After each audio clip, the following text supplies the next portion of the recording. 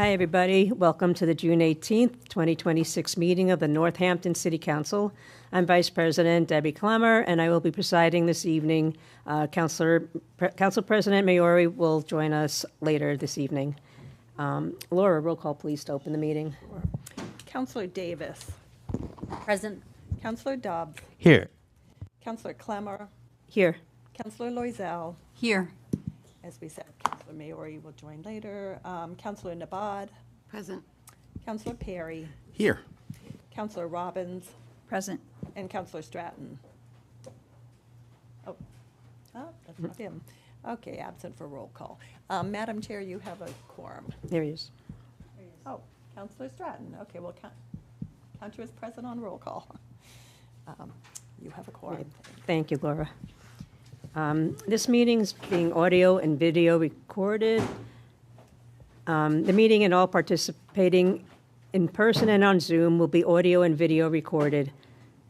The meeting can also be watched on Comcast Channel 15 or by streaming on Northampton Open Media YouTube channel. We have a public hearing.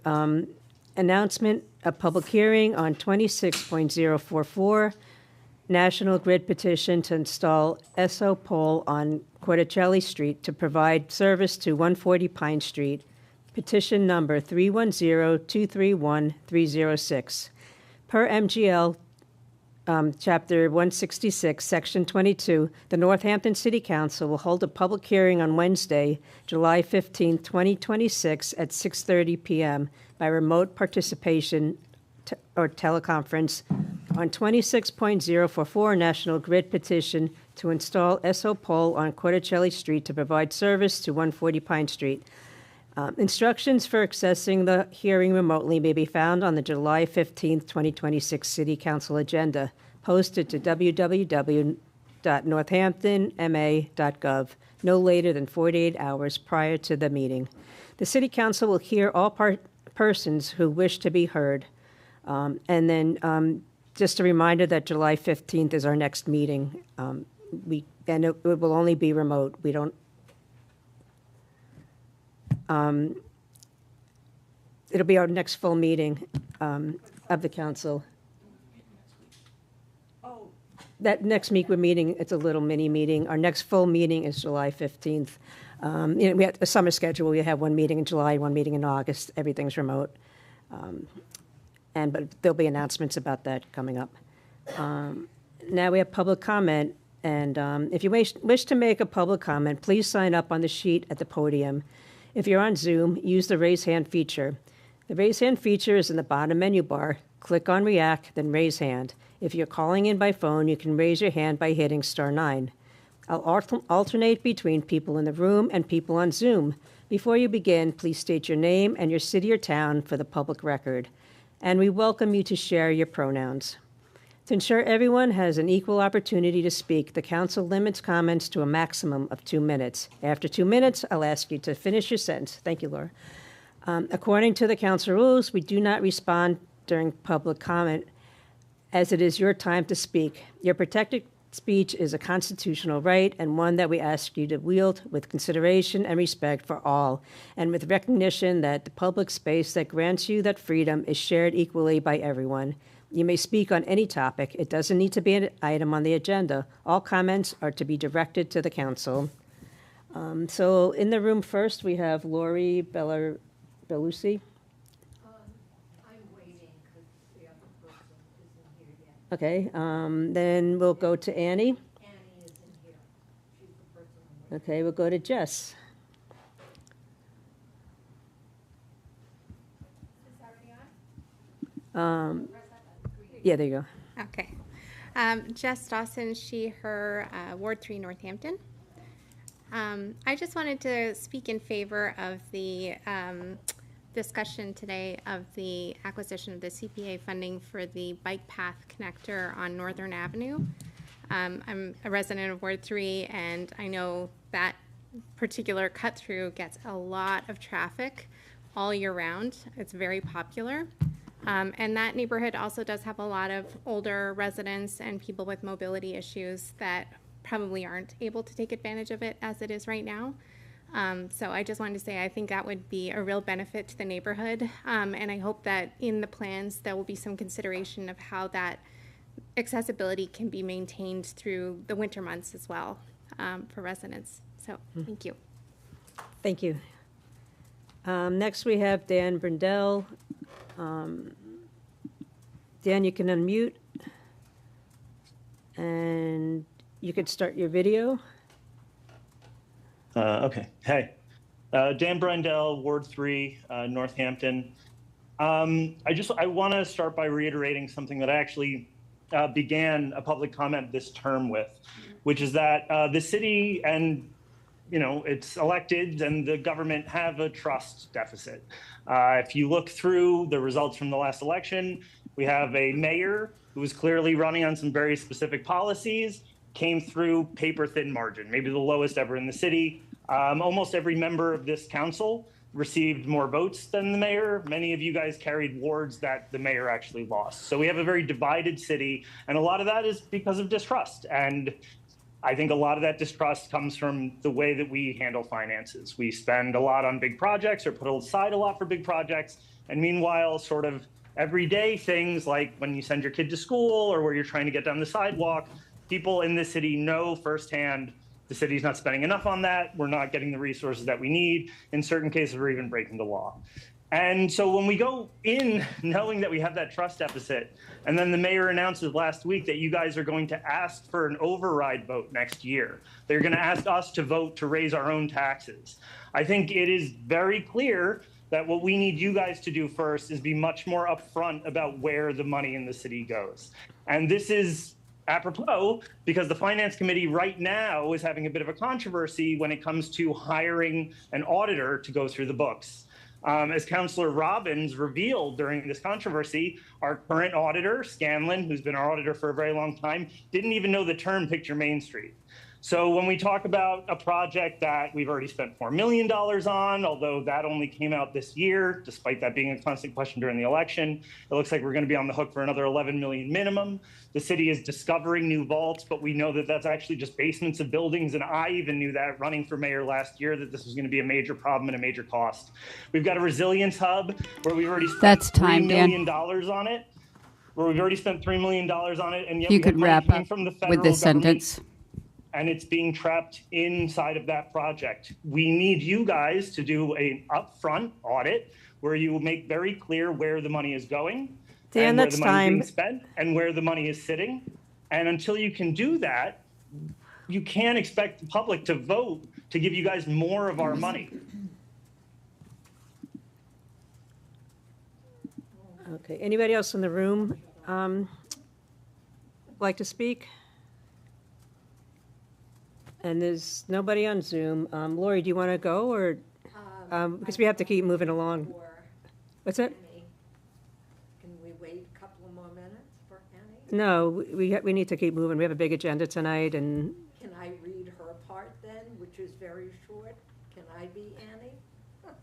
yeah, I mean, I don't care who's you read. You know, you have 2 minutes to talk, so feel free to read Annie's or yours. 2 minutes, but Annie would use half of that for Okay, what this is. yeah, so go for it. All right, say your name and where you're from. Yeah, Laura Belushi, Northampton, Ward 4. Northampton, this speck that we are on the global order, choose not to address the issue of L3 Harris. I and others stand here month after month mouthing the facts of our complicity, murder, and destruction that goes forth from this place that is on the global order. Why? Denial, privilege, avoidance, money, power, all of the above. But I think we're afraid. We're afraid to think, afraid even to deny the existence of our fears. I think we're afraid to cry. To cry is to give in to meaning. They say that all fear is the fear of death, and to cry is to admit that we are mortal. maybe we're afraid to cry. Where do the tears go, the ones we deny? If not released, where do they go? I'll tell you what I think. The tears collect and collect, stored in some vast unseen reservoir. But our denial, fueled by that demon fear, is so powerful that we spend useless energy leaning against that door. Unrecognized truths have a way of cracking even the thickest barricades. Don't we know that from life? And the dam bursts, and we drown in the darkened pool of our own deferred tears. Annie's not here. That's time. There's a very small part she was going to read. Yeah, that's time, though. But, you know, Can I we've- read what she, or do you No, want to wait for that's her? time. That's time. 2 minutes per person, so it, But can I be Annie? no. You can't. do Okay. any. All right. Well, can we wait? No, we have to keep going. Yes, I You know know. what? You could send it to Laura though, City Council, well, and then she'll send it to He everybody. may come in a few minutes. Okay. Yeah. So point of order. Yes. I think the chair can extend the time if they choose to. No.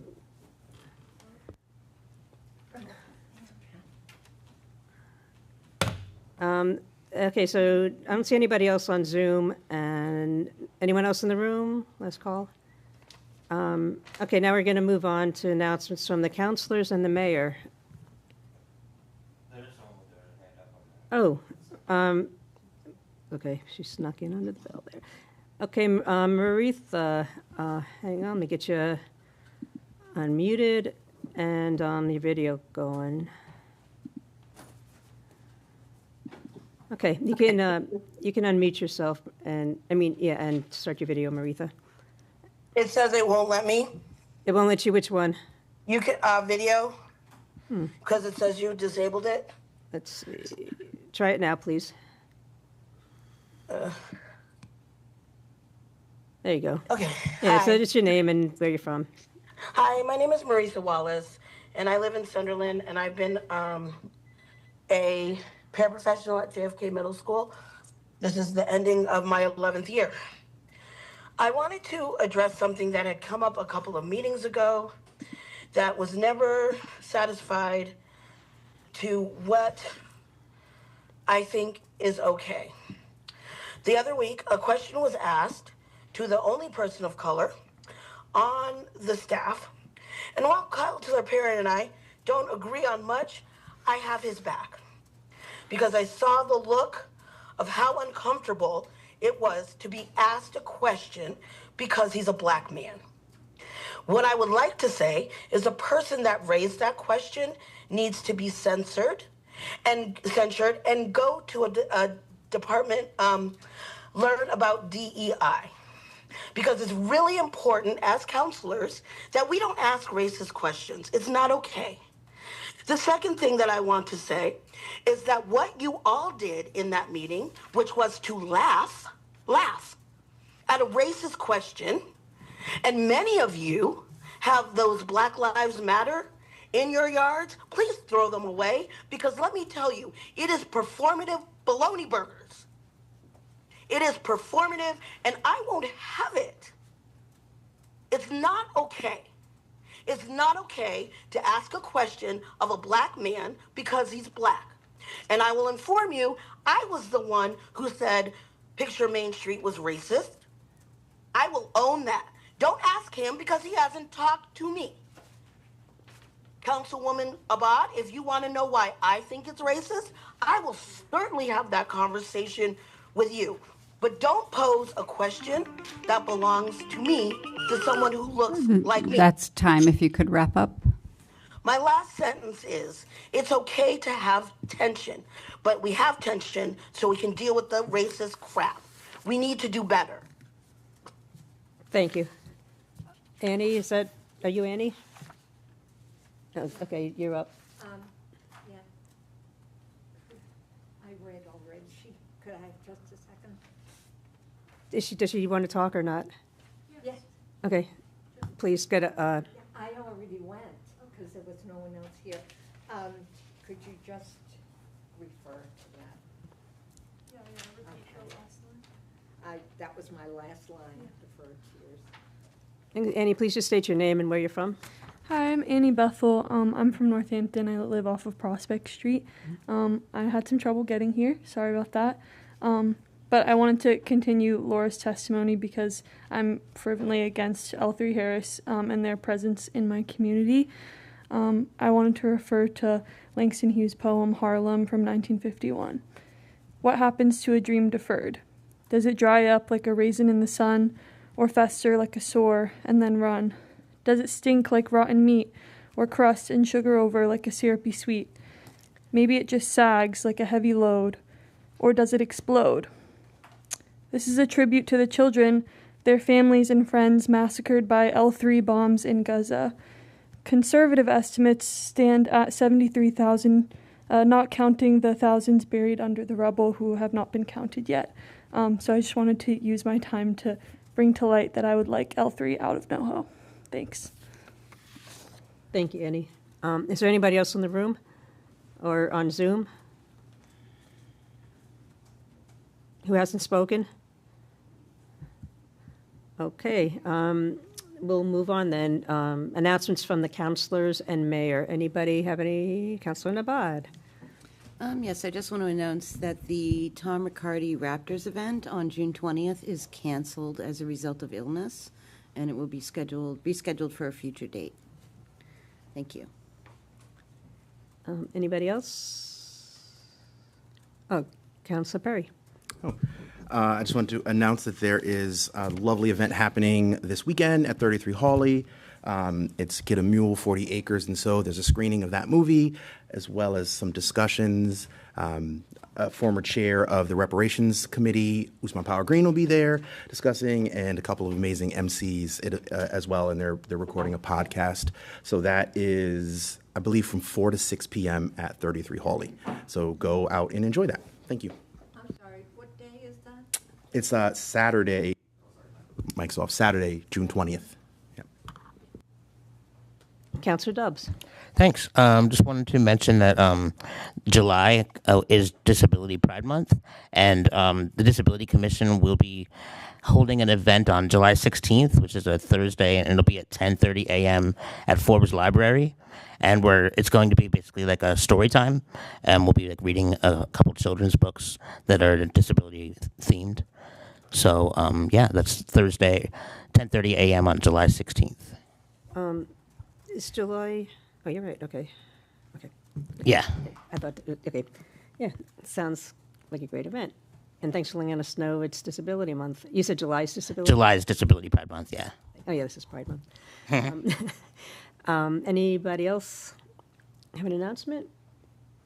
Mayor? Good evening, counselors.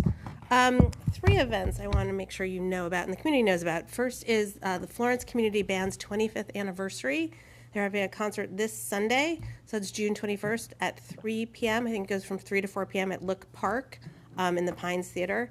And there'll be about 30 minutes of playing with a break in between, and then 30 minutes more of playing. So please come and celebrate their 25th anniversary. The July 4th naturalization ceremony will happen on July 4th. So this is the 18th annual naturalization ceremony that the Center for New Americans has put on for 18 years. And it's if you've never been, it is one of the most remarkable, wonderful, beautiful ceremonies you can go to in the city. It's at 11 a.m. outside at the Hampshire County Courthouse, weather permitting. And then last, I'd like to invite all to a community reading of the Declaration of Independence. This is part of a coordinated national initiative for a simultaneous reading across the country of the Declaration, and for a few moments of needed reflection on this 250th anniversary. So that will be Wednesday, July 8th at 6 p.m., and right here at Memorial Hall in the front, outside. So I hope people can join for that. Thanks. Anybody else have anything? Nope. Okay. Thank you, everybody. So we're going to move on to the consent agenda now. There's no debate or discussion by any city council member regarding any items on the consent agenda beyond asking questions for simple clarification. And Rule 4.4.5, any item may be removed from the consent agenda upon the request of any city council member prior to the taking of a vote on the motion to approve it. Any such items will be considered individually in the order in which they were removed immediately following consideration to the consent agenda. So I'm going to read all the items, and then I'll ask for removals. First one is 26.082, appointment of Daniel Nye as the Veteran Service Director for referral to city services. The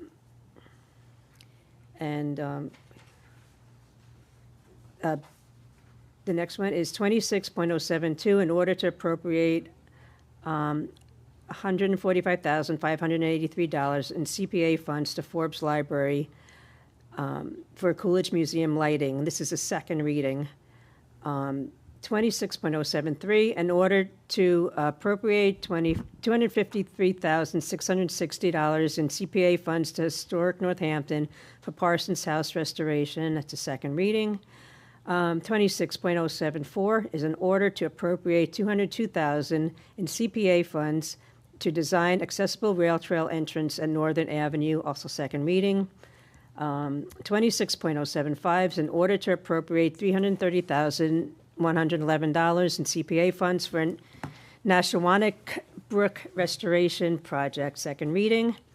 26.075 is in order to appropriate $7,625 in CPA funds for Lilly Library Stair Rail Repair Project. That's a second reading. Next is 26.087, petition for secondhand dealer license for Urban Exchange. And then 26.094, reappointments to various committees for referral to city services. The Central Business Architecture Committee, Melissa Fridio, and that's a reappointment. Conservation Commission, Elizabeth Spriggs, it's a reappointment. Energy and Sustainability is Eric Winkler, reappointment. Historical Commission, Michael Curtin, reappointment. Human Rights Commission, Jamila Gore, reappointment. Urban Forestry Commission is Richard Parrish, a reappointment. And Zoning Board of Appeals is Sherry Taylor, also a reappointment. And that's it. So is there anything anybody would like to remove from the consent agenda? Council Stratton. Item B, 26072, item D, 26074, item E, 26075. Okay, so 72, 74, and 75, you said, right? Yes. Okay, thank you. Anything else? Wasn't the intention to remove all of the CPA orders since Sarah LaValle wasn't here to speak? She is here, though. Well, I know, but in order to speak to them, they all have to be removed. There's 5. I don't think she has to speak to all of them because it's a second reading. Okay. Right. We talked about them at the last meeting. I mean, she could talk about the ones you took out, but.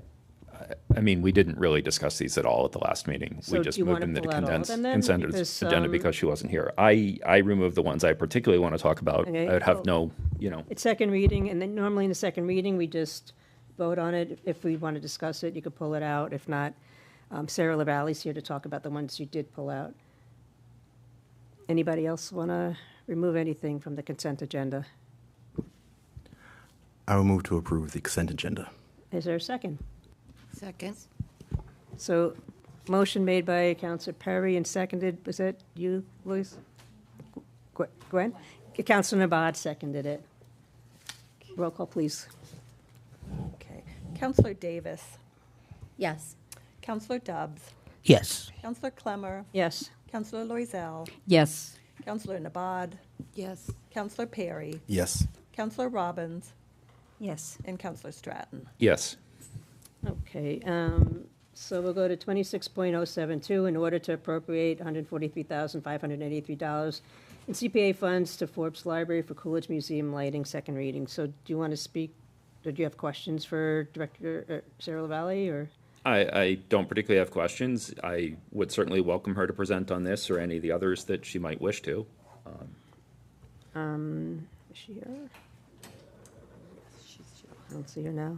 I mean, my removal was for purpose of comment, not question.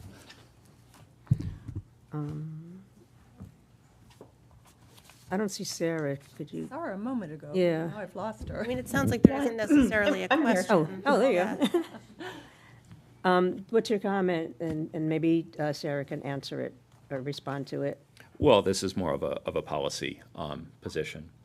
You know, the Community Preservation Act is a very interesting state law. It was adopted by a vote of the people of Northampton many years ago. It's done a lot of good. I mean, later tonight, we're going to hear about one of my favorites, which is the Mineral Hills expansion.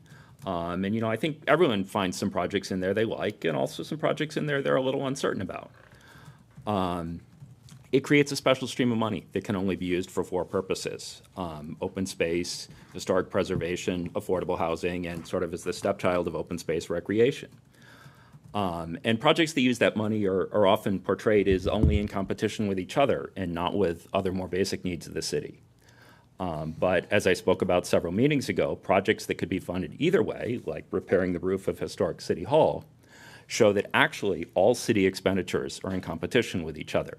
Because if we use unrestricted money on City Hall, we can't use it on something else. Whereas if we use, say, some historic preservation money on City Hall, then we would have freed up unrestricted money we could use somewhere else.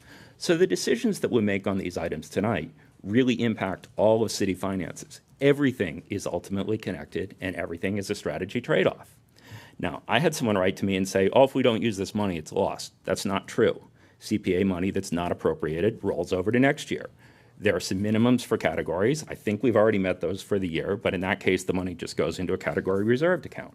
So this is a strategic, decision, just like any other appropriation we make. As to this specific item, this is a preservation of artifacts in a museum. Yes, Calvin Coolidge, served in Northampton, not in this room because it didn't exist, but before he was president. And yes, this is the last library, not presidential library, not to get federal funding.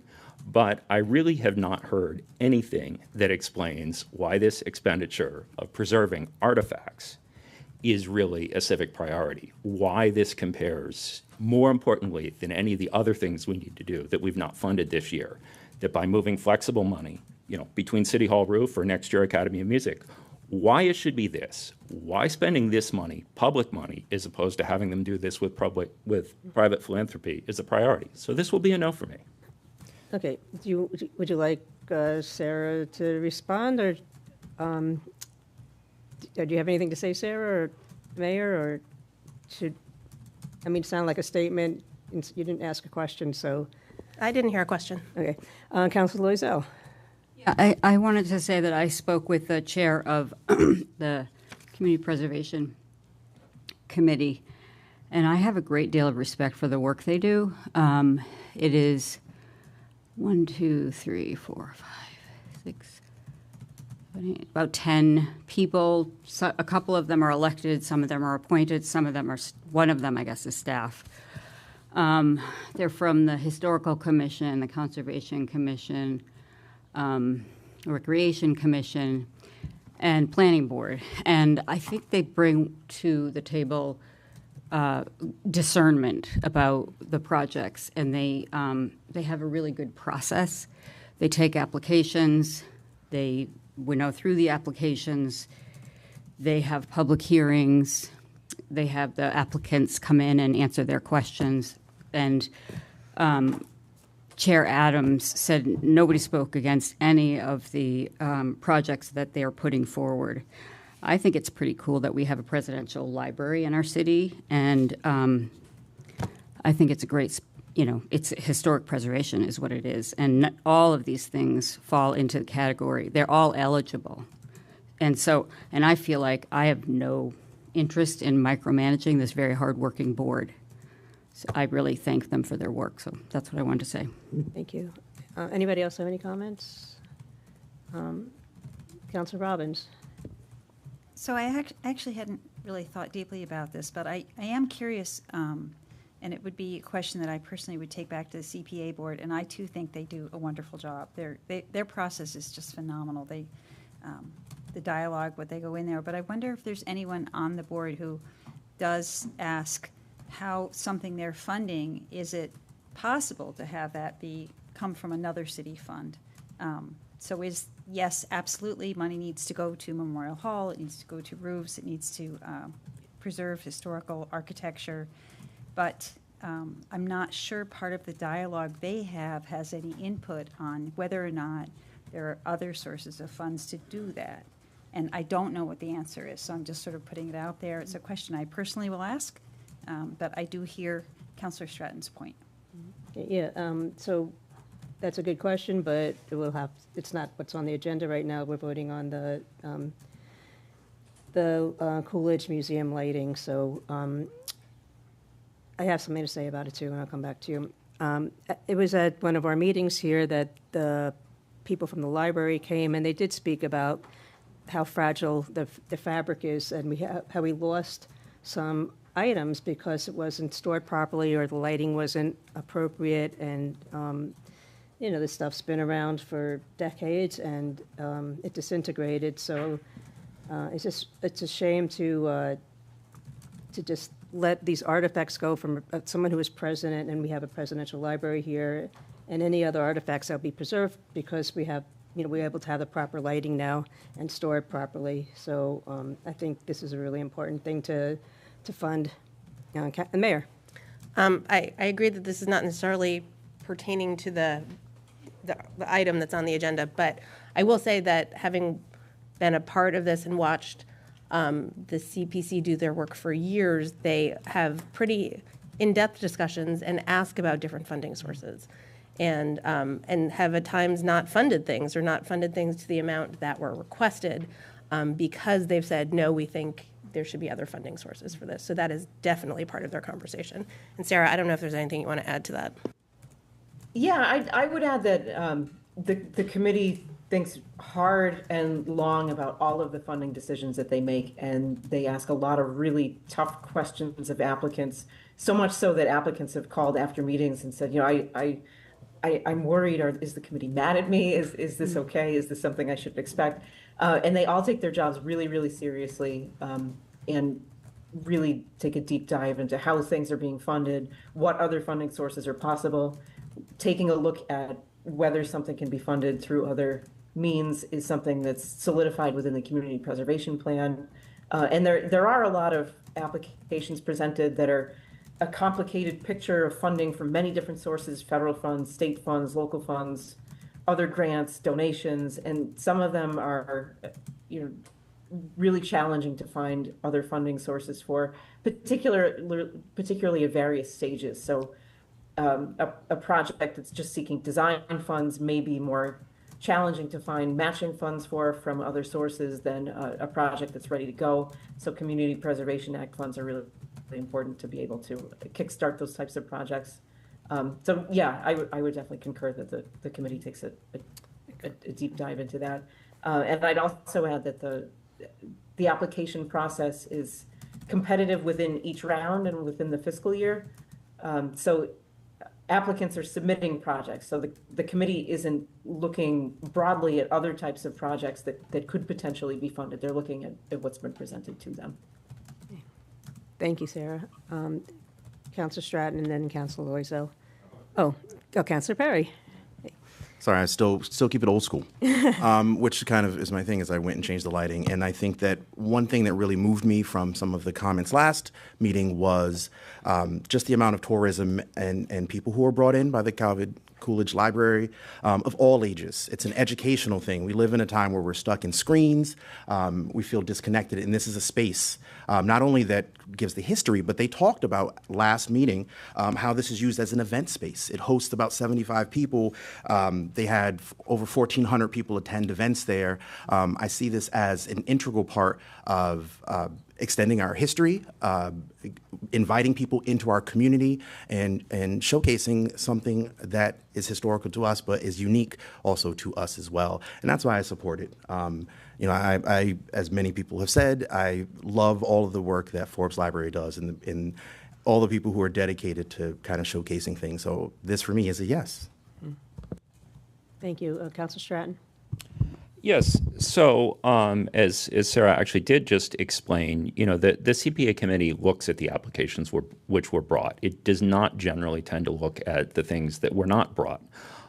There is a little bit of future prediction. Like I know when they were discussing the funding for the pump track last fall, there was some question, were they going to do it as a cash award or bonding? And they looked forward to when they were expecting the big housing project to come down the pipe, and they thought they were told it wasn't going to happen this year, or something like that. So there's a little look ahead to things they're aware of, but generally they're only weighing what's been brought before them. Our job, in contrast, as the council, is to weigh all of this. I'm sorry. Go ahead. How do you look at things not brought before you? If it's not brought before you, I'm confused. Can you explain that? Well, I mean, the CPA committee is, they view their job is to only look at the applications that are brought, rather than to look at everything the CPA could be used for. So I'm not criticizing the CPA committee. I'm saying that they take a fairly limited view of things. They see their role as only to look at the presented applications with a very little bit of anticipation of what might be coming, balancing fall and spring rounds and cash versus bonding and some things like that. There's some just limited discussion of that. But generally there isn't like, hey, nobody's brought us an outdoor recreation project in 2 years, what's going on kind of thing.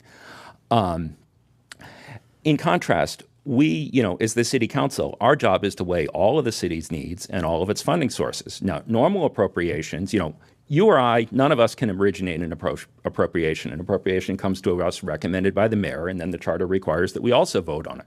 In this case, the CPA committee is kind of playing the role that the mayor plays. Instead of, a recommendation from the mayor, it comes to us as a recommendation from the CPA committee. And the state law similarly requires we vote on it. So, it's not just their job, it's a shared job. It's a two-stage process. It happens all over American government. I have a point of information. Yes. Councilor Abad, point of information. Go ahead. Point of information. My understanding is the Community Preservation Act is a state act. Yes. So it's not up to us to tell the CPC what to do or how to do it or to Indeed. Create projections or whatever. I'm not criticizing the CPC. There is already a requirement, 10, 10, 10, 10. So a percentage is specifically allocated for historical preservation, specifically allocated for housing. And so I guess I don't really understand why this is an issue per se, because as long as it's within the 10% or within the requirement, and also this is a state act, I'm confused. That was large for a point of information, but I'd be happy to answer. Well, I don't comment on people's I'm questions, addressing but Mayor also maybe, we're or kind whoever of can getting answer off that. topic. I did have the floor. Hold on. This was about the CPA funds going Have to you Forbes taken the floor back Library. from me? I'm just trying to rein it in here a little bit. We're talking about the Forbes Library, Coolidge Museum lighting, not pump tracks and everything. So if you have comments, about why you pulled this and what you think about it, go ahead. But you're kind of getting off, Okay, if I may continue and respond to what was just said. On the topic, though, about the Forbes Library project. Okay. Yes. I would say that our job as the city is to weigh, our job is the city council, which is distinct from the job of the CPC. The CPC's job is more narrow. Our job is broad. Our job is to weigh everything. My colleague is correct that 10% by state law has to either be appropriated or set aside in a specific account for each of these uses. I think that was already satisfied for this fiscal year in the fall round. I do not consider this particular expenditure to be a strategic use of the public's tax money, so I will be voting against it. Okay, thank you. Anybody else? Councilor Rizzo. Yeah, just forgot to say that, well, first of all, it's too bad last time at our meeting there were a lot of people who spoke, and I think the majority of the people who spoke on behalf of the projects, it was about the Calvin Coolidge Museum. They're not here this time, but I did run into somebody at the recycling center this week where I run into all the people, and she was very excited about it and, asked, just said, I hope if I need to come back to another meeting, please let me know. But what I wanted to say is that the other thing I forgot to say about this project is that it's not just that it's going to have better lighting, architectural lighting. It's going to make it more accessible to the public because of the better lighting. So people will be able to come and use the library and use the museum and look at the museum. And I know that we can't tell the CPA committee to take on a project. We can deny it, but we can't. It's like similar to our budget. We can't add to it, but we can deny it. But I don't see any reason to deny this. Okay. Anybody want to make a motion? I move to approve. Second. Councilor Perry. And I'll second it. Councilor Perry made the motion, and Councilor Davis seconded it. Roll call, please, Laura. Councillor Dubbs. Yes. Councillor Clemmer. Yes. Councillor Loisel. Yes. Councillor Maori, not present. Councillor Nabad. Yes. Councillor Perry. Yes. Councillor Robbins. Yes. Councillor Stratton. No. And Councillor Davis, I'm sorry. Yes. So 7-1. 7-1 approved. So, Councilor Stratton, since you pulled these other two items off, is it the same reason, or do you have specific things for each of them that you think to talk to? There are similar and but specific, but I will stick to what's new. So we go to 26.074, in order to appropriate $202,000 CPA funds to design accessible rail trail entrance on Northern Avenue. So about that topic, feel free to comment. Yes, I mean, if you go there, there's a very short distance between the end of the road and the rail trail, and it's a very steep ditch, and I tried to bike through it, and I couldn't. If we were actually building a bridge across that, I might be in favor of this. But this is not building a bridge. This is putting 202,000, or at one point it was 212, I think it's 202, into a design study for it. And one of the things that this highlights is when you have special purpose money like this, you get interests, including design firms, that are very, very skilled at writing things to soak up that money. There's also a proposal that this might involve a state grant, which actually would reduce some of the local expenditure. I don't know if that's still alive, but the comment when this was introduced to Bike Ped was, oh, this design firm is very good at winning these grants. And I was like, yes, I bet they are. They are very adept at soaking up public money. We have no idea what actually building this bridge would cost to achieve the benefit. If we did build the bridge, if you look at a map, then yes, it makes the trip from Northern Avenue to the rail trail really short. But if you want to actually go anywhere via the rail trail, by the time you get to like McDonald's or something, you've barely actually saved any distance going via the rail trail versus going on the sidewalk of Northern Avenue. Okay. And anywhere across the river, you've basically not saved anything. You're just on the rail trail versus the sidewalk. Hey, if we could build the bridge for $212,000, I'd be in for this. But it's a design study. Sarah LaValle has some information that might help explain. In a minute, I will yield the floor in just a minute. And it seems to me like the real beneficiaries here are the design firm and also the developer of the View Avenue project, who wrote a letter of support in favor of this. If the bridge does happen, then he can sell his units as trailside. And so, I think if he wants the bridge, he should be donating money for it. Okay, thank you. Do you mind if we let Sarah talk next? Because I think she has some information that would help us all. Sarah?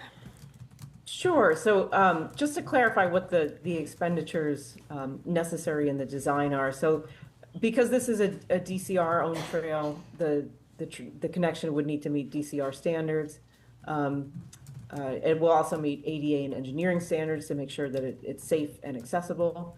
It will include geotechnical borings and engineering, environmental permitting, survey and construction-ready plans. And if the Mass Trails grant is received, which we're really optimistic about because we have heard positive things from DCR about this connection, then only $45,000 will be required in CPA funding as a local match, and the rest of the funds would be returned to the CPA pot. That's great. Councilor Loisel. Yeah, I'd like to speak to this. It's my ward. It's right in my backyard, basically. And I happen to have been on the street, and I use that very bumpy path a lot to get on the bike path. And it's easy for me to do it as an able-bodied person, but anybody who uses a wheelchair cannot do it. And Northern has a bunch of new condos that are ADA accessible. So there's one person I know who lives and uses a wheelchair and uses prosthetics and cannot access the bike path, and this will help her access the bike path. And there's other people in wheelchairs on that same street. So I feel like I'm all for this. I really hope it happens. And so it's a yes for me. Thank you. I have a question. So people have said, why do we need all the design project? The designers could come in, can't we just build a bridge? So, and you said there's a specific, we can't just do that. We need to go through the process to be able to use the trail and hook it up. Yeah, this has to be engineered to DCR and ADA standards. It's not as simple as just throwing in a bog bridge in conservation areas, which we do all the time with help of community partners. This is something that's higher level, requires geotechnical borings to see what's under the surface to make sure the bridge will be supported, and additional design work. And then to have access to the trail, though, we would have to have a design and go through the proper channels. Correct. The engineering channels to build it, or they won't let us hook up to the trail. Okay, thank you. Anybody else have questions? Councilor Nabad?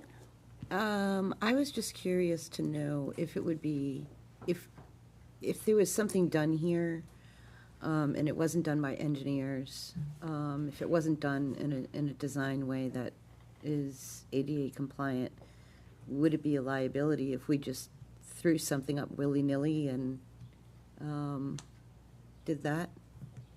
Yeah, and potentially it definitely could be.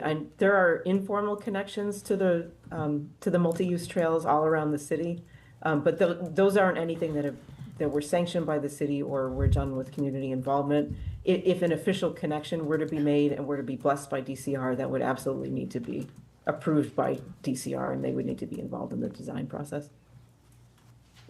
Anybody else? Oh, Councilor Davis. On there. Sorry. I very briefly just want to say that we heard in public comment, it was just one person, but who acknowledged that this is a busy area. It's densely populated over there. And I, for one, am, while I love the idea of the $45,000 price tag possibility if we get this other grant from Mass Trails, is that what I heard? I, for one, am not averse to having experts that know way more than I do to design something so that more people can use this. Mm-hmm. Thanks. Yeah, and just to reiterate one comment, if we don't go through a design firm and an engineer, we will not be able to hook this bridge up to the trail. So this is the only way forward. Councilor Stratton. So, much as I wish it were, I'm not meaning to suggest that this could be something like where that Eagle Scout and Belchertown built a bridge in a conservation area for $4,000. I think we all recognize that. This is at least head high. You need to know what you're doing there. If we were talking about fixing the sidewalk of Northern Avenue, and maybe we need to be talking about that, if we need to be talking about it, we should be. We can't do that directly with CPA money, but again, every decision is a trade-off. My question would be for Sarah, what is the current estimate of what actually building the bridge itself is going to cost? That I don't have available. So I'm here representing the votes of the Community Preservation Committee. But I don't believe that we have an estimate of fully what the design would cost. It would depend on the preferred alternative once they do the geotechnical investigation and the engineering. Mayor? Again, off topic, but Northern Avenue was paved and the sidewalk was reconstructed last year. Thank you. Councilor Perry. Yeah, it's tough to ask people how much a bridge would cost when they haven't done the design work on it. I'm just going to say that. And I see the forward thinking here that this is the amount that we might need, but they're working on ways to take that down. That, for me, is a good step in the right direction. And I'm actually a little disturbed that a single person would tell other people that they could just suck it up and go a little bit out of their way to access this thing. It feels more about one person's experience and less about the greater community's experience. So that's maybe I'm interpreting what you said wrong, and you can clarify how you feel about it, but it feels to me that it is not taking the greater community and people with disabilities, as Councillor Loisel said. So that for me is bothersome. I'd like to move we approve. Hold on. Oh. Go ahead. I was just going to move that we approve.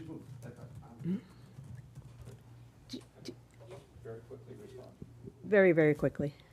Yes, so it shortens getting to the rail trail, but if you're trying to go anywhere, it basically just means you're going there on the rail trail rather than an only slightly larger distance on the sidewalk.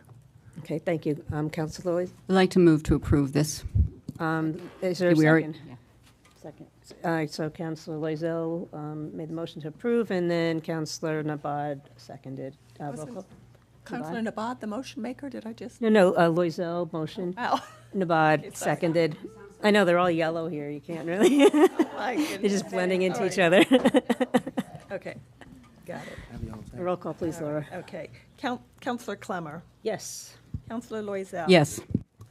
Councilor Nabad. Yes. Councilor Perry. Yes. Councilor Robbins. Yes. Councilor Stratton. No. Councilor Davis. Yes. And Councilor Dobbs. Yes. Okay, so that passed 7-1, 7 in favor. So the next one's 26.075, in order to appropriate $111 in CPA funds for the Nashawanic Brook Restoration Project. So let's see if maybe Sarah can talk about it first this time and clarify the project, and then we can ask questions, if that's okay with you, Sarah. Sure. I just want my presentation. So the Nashawanic Brook Restoration is a exciting project that's being done by the Office of Planning and Sustainability, the Conservation Commission, in cooperation with the Division of Ecological Restoration and Mass Audubon. This is the first golf course restoration in Massachusetts. It seems hard to believe that, but lots of golf courses have closed. They're not being utilized at the same rate by the same number of golfers that they had been, and they're no longer financially profitable. So they're being converted to other uses, but this is the first one that's fully being restored. So the long-term goals for the site, and here's an aerial shortly after it closed, are to improve stream and wetland habitat, reconnect the stream with its floodplain. It's been channelized and sent downstream quickly ever since it was a golf course, so it no longer has the ability to flood. Restore stream connectivity, increase flood storage, sequester carbon, provide passive recreation, and connect with existing conservation lands. And this is just a really fast overview of a really big project, and I'm happy to go into more of any of these aspects if you want. But the big picture is dam removal. So there's a dam that was being used for irrigation purposes. That's no longer necessary. That will be removed. Channel restoration. So taking all of the riprap and stone out of that channel, reconnecting it with its floodplain. Forested wetland enhancement. All of these fairways had been cut and maintained for all this time, and that's a big deviation of what this site used to look like many years ago. So planting those, planting trees in the riparian corridor and in uplands, increasing pollinator habitat, creating an enhanced trail network, including an accessible loop trail. And this isn't just a boardwalk trail. This is a trail like the one in Hadley that's federally owned. We're hoping that this would really be a regional destination. Educational signage, and the CPA funding is intended as a match for the Municipal Vulnerability Program grant that's been applied for. They require a 10% match, so that's a much larger state application. So work that's going underway now, the work has already started with help through the Division of Ecological Restoration Program. Removal of the failed undersized culvert at Old Wilson Road. So this culvert failed last year. It broke in several places, inundated the roadway. Roadway became unstable, needed to be dealt with. So we worked with the Office of Planning and Sustainability, worked with DPW to come up with a solution that met restoration goals and also would save maintenance costs long term. In turn, terminating the vehicle roadway, installing a pedestrian bridge, creating a parking lot and turnaround. Again, removal of stream channelization and arboring. We're working on that now, and tree planting. And here's two examples of what the stream used to look like. Here's a bunch of riprap on the side and some stone. And there was much, much more stone and riprap there than anyone ever imagined, like many, many, many tons, many truckloads, and that will need to be dealt with in the second phase.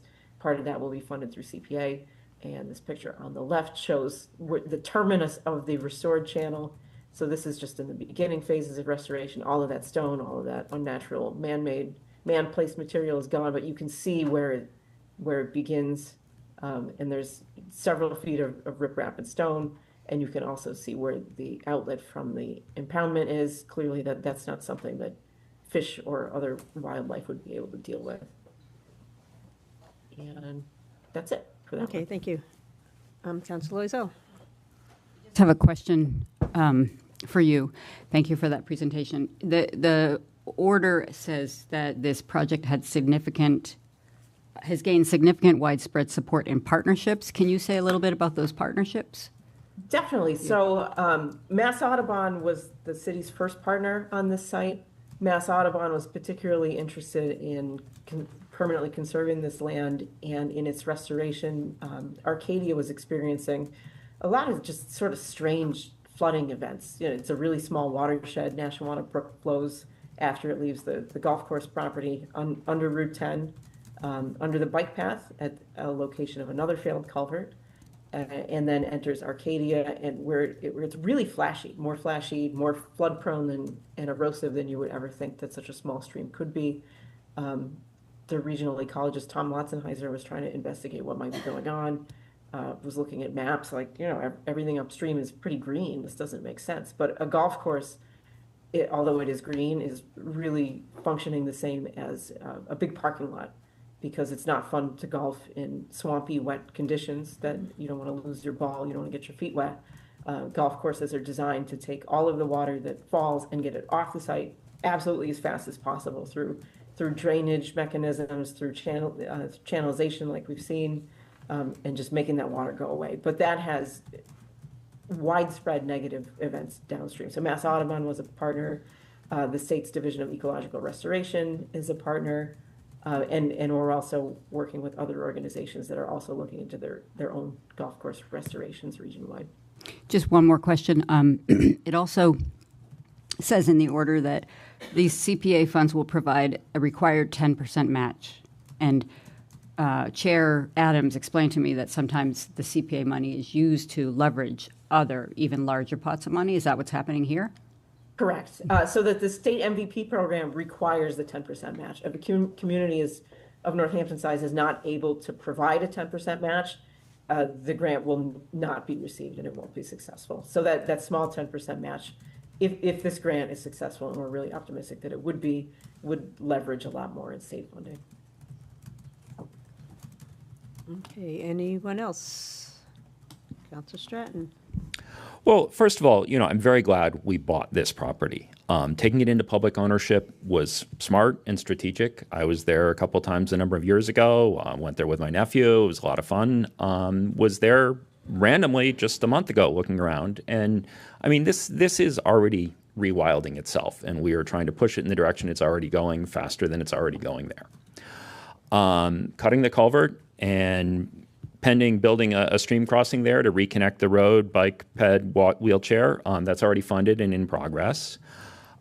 This is a really grand project. I mean, it is $3.8 million, I believe. If you walk inside the front door of City Hall, the design study's been behind glass there for a substantial period of time. I don't know if it's still there. People are going to win awards for this project, but it's not really clear if there's that much public benefit in pushing nature where nature's already going faster than it's already going there. I'm also very troubled that the chair of the CPA Commission is a direct abutter to this property. And normally, a project to that scale would be disqualifying because it's basically inescapable that it impacts adjacent property values. Now, he mentioned this, he spoke with Attorney Seawald, he said that he was able to participate in this, but I'm very troubled by that. Okay, Councilor Navad. Yes, I just want to confirm this with Sarah, but I don't know how many people watching this remember the floods of 2023. How many people farm on the land downstream from from this location. How many people, that are growing their own food at, community gardens along the river. But I do know, as someone who has been very concerned about the health of our rivers that have been deteriorating more and more over the last 55 years, that actually this good work can have a positive influence on our food system. And I wondered if you could talk a little bit about the impact of the river and the health of the river on our food system, if you could. Sure. So National Monarch Brook doesn't have any farmland directly downstream, but it is part of the broader Connecticut River watershed. So as a project that's one of its main functions is to increase flood resilience by retaining more flood water on the site where it makes sense to do that. It's reducing flood risk, albeit incrementally, at downstream properties. If this project had farmland downstream, I think absolutely it would be reducing flood risk there. Councilor Davis, were you done, Councilor Nabad? Yep. Councilor Davis. I'm struck by Councilor Stratton's comment, and I wanted to know, Sarah, if that's true. Like, I hadn't even thought about if we didn't do this, if this project didn't happen, is the golf course rewilding anyway, and we're just speeding it up? Because if that's true, that's something to take into account. And or if is it the way that you described, the description that I even wrote down about the golf courses, which I know I've literally never I've never played golf, and I do not even know the difference between any of those clubs. I know nothing about golf courses, but the way that you described it, that they're designed to be like a parking lot and get that water off, that doesn't sound like a place that's easily going to rewild. But is that something to take into account? Would this just happen naturally anyway if we left it for X amount of years? Sure, I can speak to that. So through our partnership with the Division of Ecological Restoration, that's something that we thought a lot about. And the design that the city landed on and the DER through Fish and Wildlife landed on was one that's a really light touch. We're not bringing anything into the site except for plants. We're not taking any materials off the site. All of the excavated material we're planning to use elsewhere on site.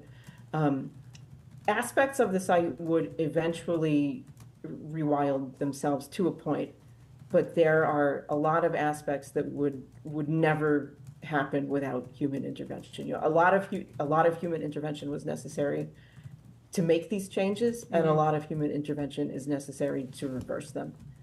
Nature would never be able to take out the many thousands of tons of material that were deposited there. Nature wouldn't be able to reconnect the stream with its floodplain because of the level of intervention that had happened to change it. So some things would be able to happen over time. Many things never would. But although this is an expensive project, and I don't think the CPC or the designers are really excited about the cost of it. But a lot of value engineering went into it to lower the cost. If you look at the dam removal cost, for example, that's much lower than it would be for a typical dam removal. But the things that are proposed are really focusing on undoing that really intensive work that went into the course and focusing on things that wouldn't be able to happen without our help. Mayor? I just want to make sure it's clear that the chair, Brian Adams, filed the proper disclosure form that he needed to as an abutter. Thank you. And Attorney Seawald, he spoke to Attorney Seawald as well, so. And Councilor Robbins. Thank you, Sarah. That was such a good description. And as a spouse of someone who dearly loved playing golf on that course, I've walked around it a lot, and I've walked on it a lot since it's ceased being a golf course, and I don't see any more three-eyed frogs. But I think what you're saying is that we're really removing human intervention in a beautiful area that was meadow and it was tree, and it did have a good floodplain. And I know that in a golf course, it's many, many years of destroying all of that in order to make it a golf course. So I wish it were cheaper. I wish we could, make it a less onerous expense and effort and all that. But I, for one, really appreciate the effort, even though my spouse doesn't. Councilor Nabad. I'd like to make a motion to approve 26075 in order to appropriate $330,111 in CBA funds for Nashawanek Brook Restoration Project. Motion approved from Councilor Nabad. Do we have a second? I'll second it. Councilor Perry seconded it. Roll call, please, Laura. Oh, okay. Oh, I was just going to say, I'm in support of it. I know that it's a huge project. I also have visited the space. One of the things I love about Northampton is all these kind of like hidden gems, and it was interesting to walk along a space that used to be kind of altered by man. And for me, one thing that I want to speak about is that it's hard to see the impact on the community when the project isn't done. When I do this work, I think about the future often, and I don't have a crystal ball to know how many people would utilize the space, but I do know that people in our community will utilize the space and do utilize the space, and it's important to keep that in sort of my decision-making, so that's why I'm voting yes for it. thank you. Roll call, please. Okay. Councillor Loisel. Yes. Councillor Nabad. Yes. Councillor Perry. Yes. Councillor Robbins. Yes. Councillor Stratton. No. Councillor Davis. Yes. Councillor Dobbs. Yes.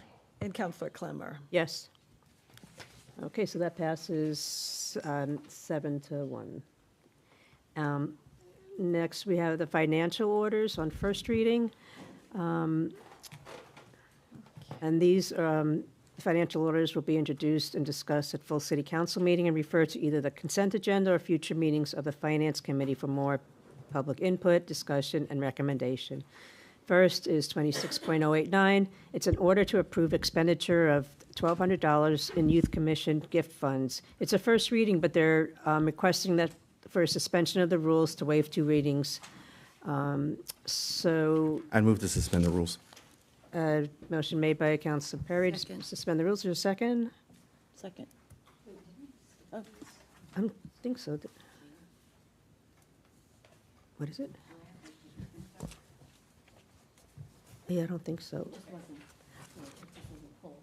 Oh, we did? See, thank you for keeping an eye on things, so. So Councilor Perry and then Nabad, did you second it? Okay, so motion made to suspend the rules by Councilor Perry, seconded by Councilor Nabad.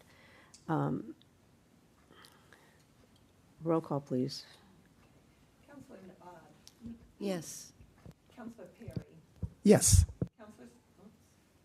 Councillor Robbins.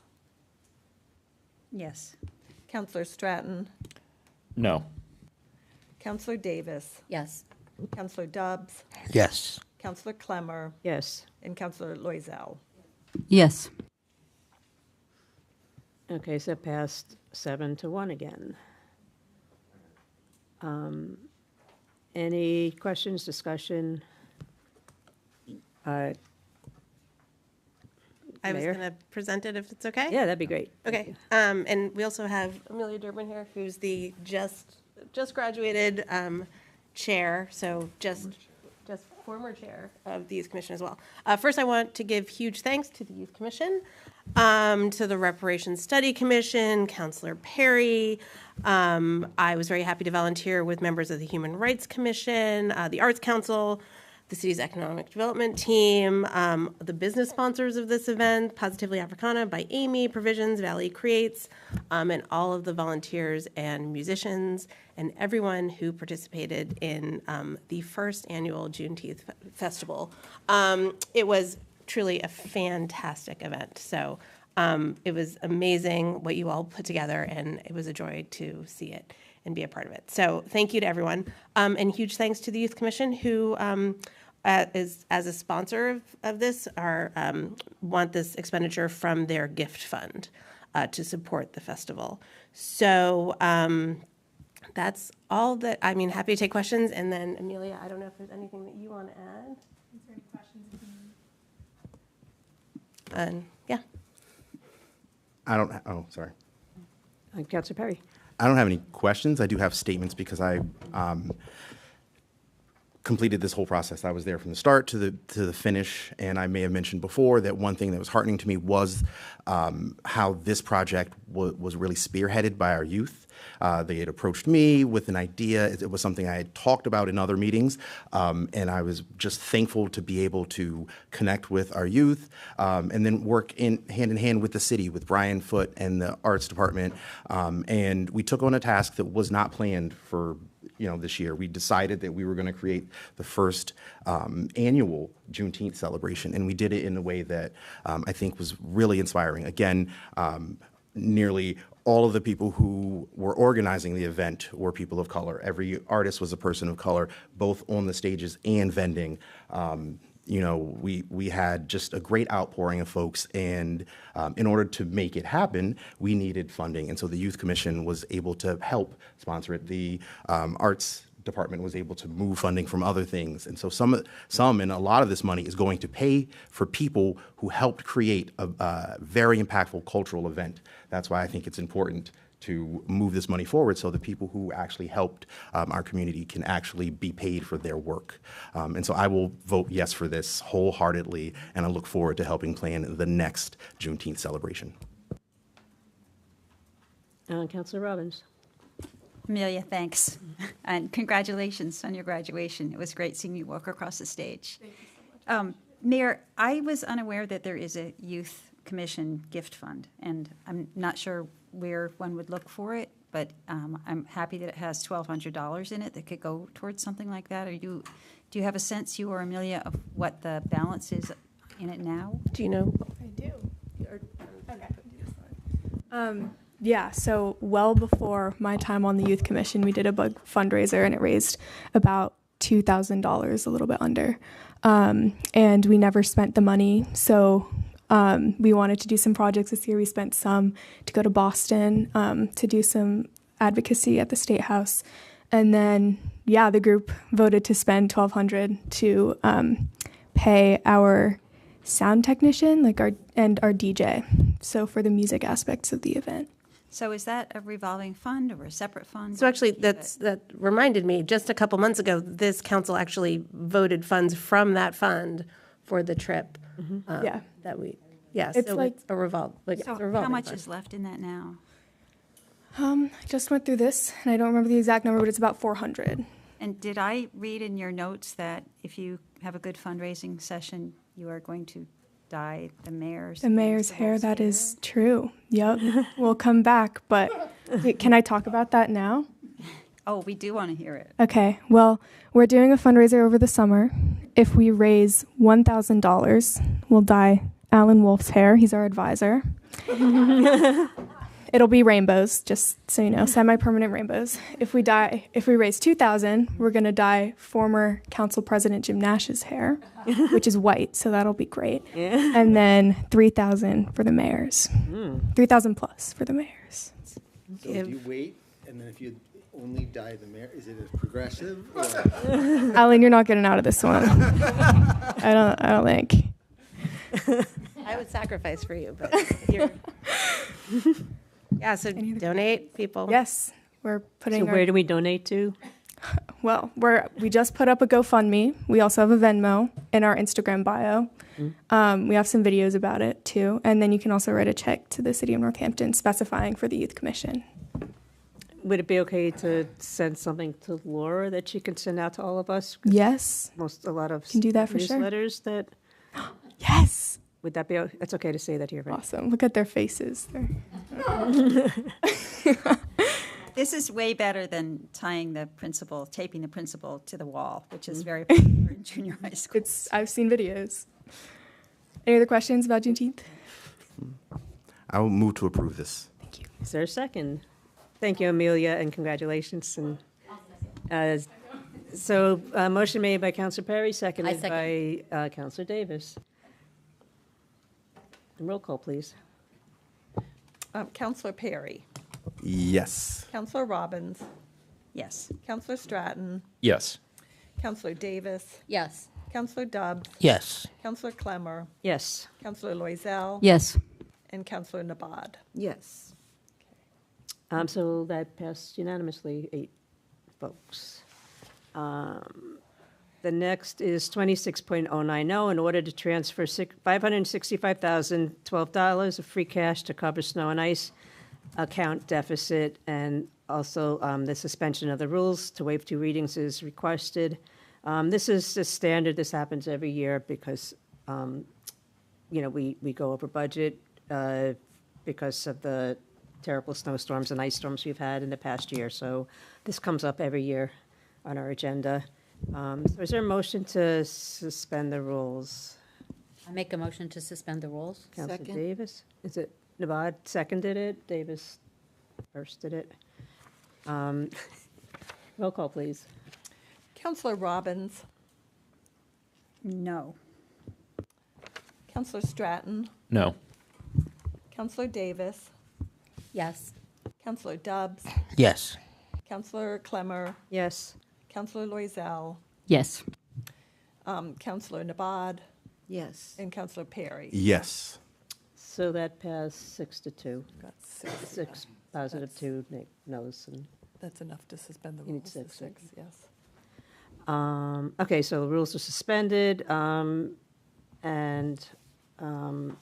there any questions, Councilor? I'm happy to Robert? speak to it. Oh, yeah, let's let the mayor speak first. So, doesn't happen every year, almost, many years. but Many not years. every year.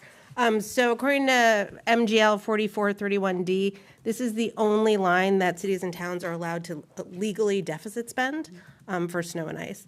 And but we do have to then make that up. So if we were not to make it up before the end of the fiscal year, then the city auditor would have to report it to DLS, and we would have to cover it, and it would have to be reported in our tax recap, and we would have to cover it next year. And if we did not cover it with other funds, then we would be forced, in setting the tax rate during the tax recap, to cover it. And since we tax to the max and we don't have room in our levy, we would have to find another way. So there is, according to the law, there is a way where you could, in the tax setting, you could then build it in, but we don't have that capacity to do that. So it's going to get covered now, or it's going to get covered in a few months, but it has to get covered. Thank you. Councilor Robbins? Yeah, thank you for that. Sorry, thanks for that. I did have a few questions about it. It says it's coming from free cash, but I thought our financial policy, says it should come from the general stabilization fund.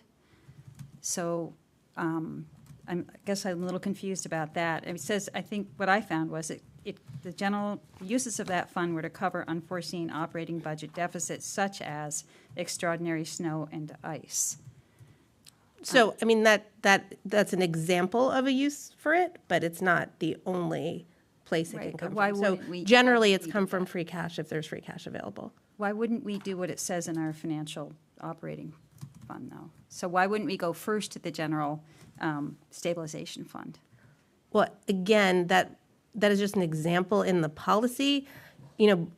Many times when we talk about uses of free cash, we actually use this as an example, as to make up snow or ice or other one-time expenditures. Could we use it from the general stabilization fund? Is that an option? We could. I mean, if we Yeah. didn't do this, then we would have to use it from somewhere else, Mm-hmm. because in September, when we set the tax rate, or when we do the recap, because free cash would be frozen. But there's not an advantage to doing that. Okay, so I had a couple more, which is also, I believe that the governor has just signed some emergency support for municipal snow and ice, costs that occurred during the year, which I think it's about $1 million. Do you think we'll be seeing any of that? It's not clear yet if we will be. And if we did, where would that money go? It would flow into free cash. It would come back into Yeah, it free would come cash? back, yeah. Okay, and then my third question is, I was on the understanding that this was one of those pieces that fell under the 3-year amortization plan. So it was one of those emergency pieces where you could break it into paying it off in 3 years, which I understand you wouldn't want to do if you knew you were going to have to spend it again next year. But if it is a deficit, that we wouldn't actually come under the penalties of not having paid it off this year.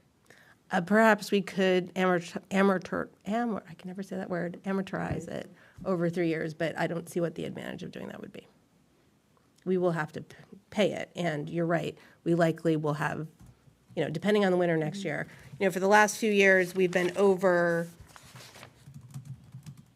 in '24, we did not hit our budget amount, but other than that, we've been over every. So I think that's why they have the amortization thing, is if you're over it, you can qualify for that. And I don't know what other municipalities do with that, but it is a way to be able to say, you can legally pay it off over time. And I just want us to be aware that that's an option. If we spend the money on this, how much money is left in free cash? $698,666. And there is a recommendation, so to be clear, DLS recommends that some amount of free cash be carried over to the next year. So if we're going to expect to spend money again, that I don't see that we've budgeted for an enormous amount of money for snow and ice removal for next year. It's always $500,000. How is that not a recurring fund, recurring expense? So we don't know what the amount will be. It's always changing. So it's considered a one-time expense. That's an interesting rationale, but we've talked about this before. We've taken out, snow and ice insurance ahead of coming into a deficit. Is that an option? I don't know. So Mayor Higgins did that frequently. That was a very long time ago, and I've not heard of that being done in. Could we look into it? Is that a possibility, so we don't come into a deficit again next year? So this was a particularly bad winter, so this is a much larger deficit than it usually is.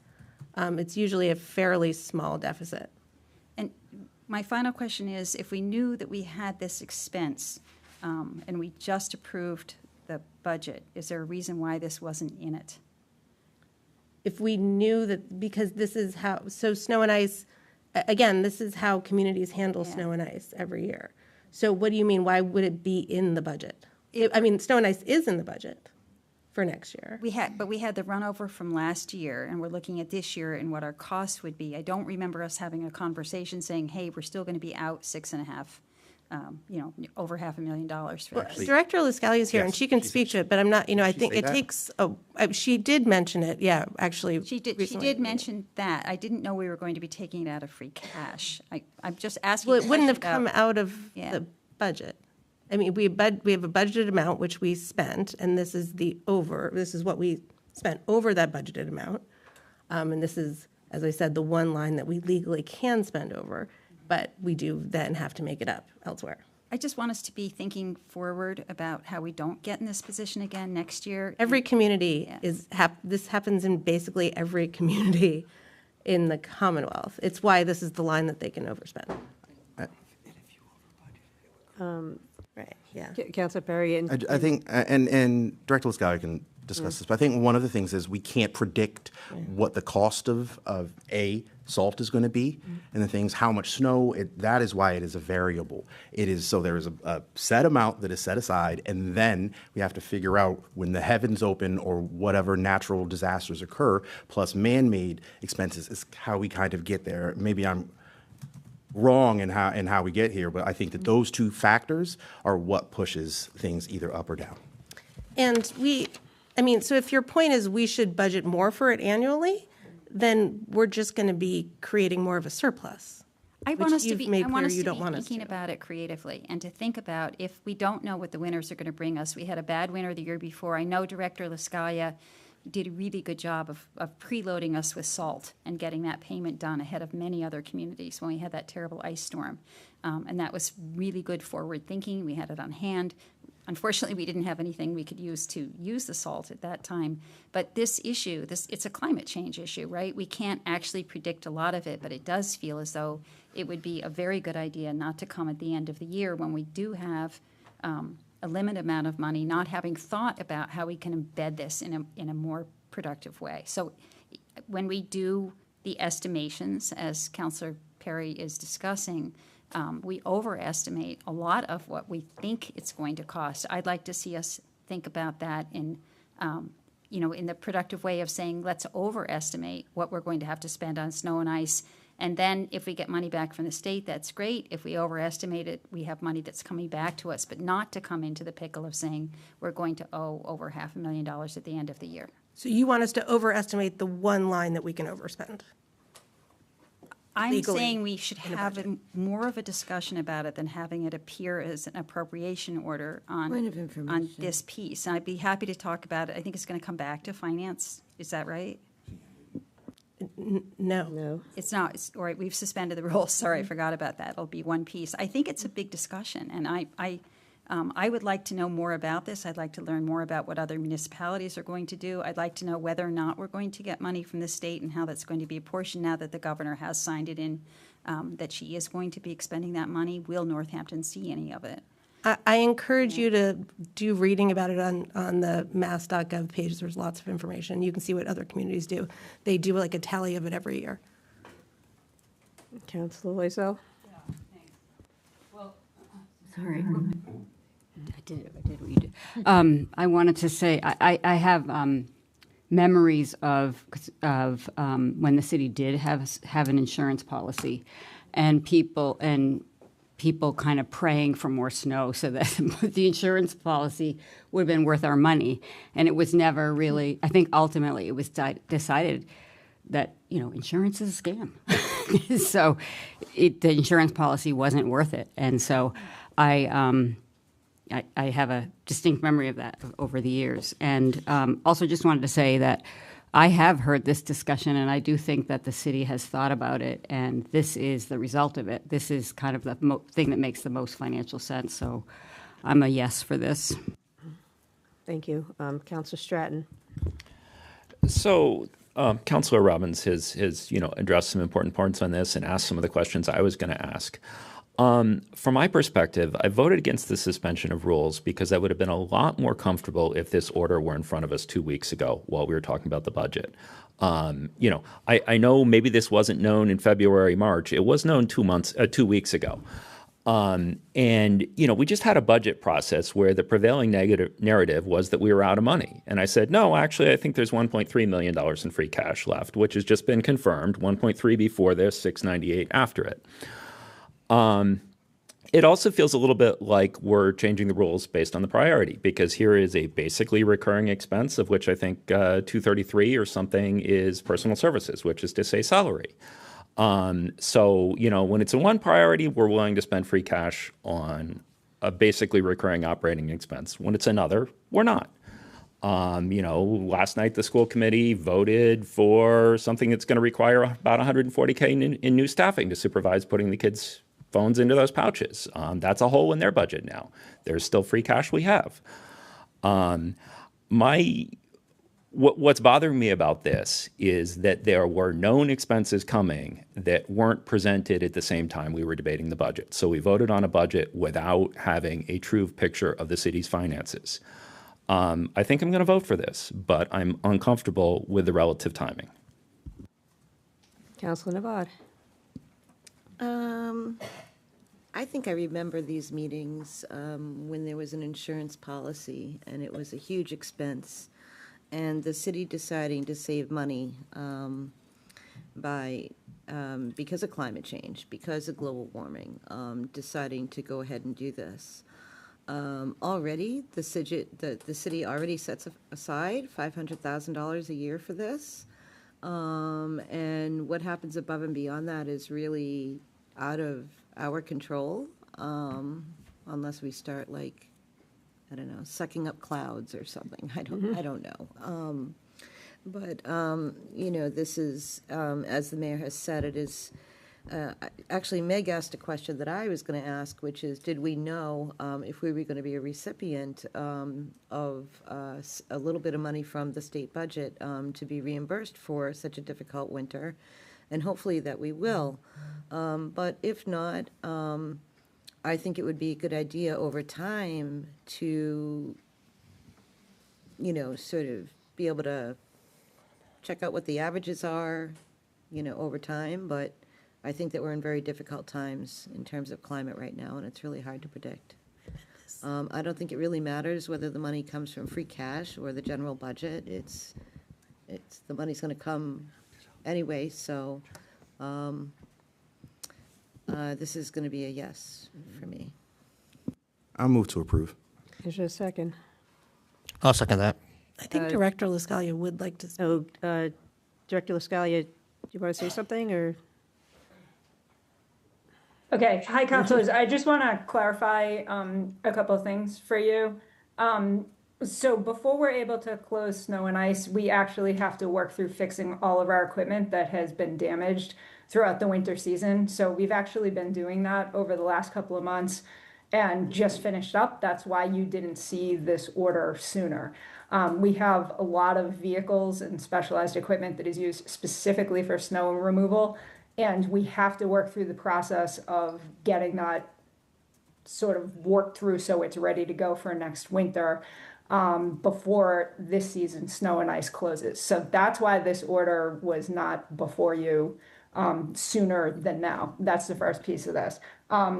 The second piece of this is that expenses are obviously variable from year to year. We buy varying amounts of road salt depending on snow and ice events. So we bought a huge amount of salt this year relative to what we bought in previous years.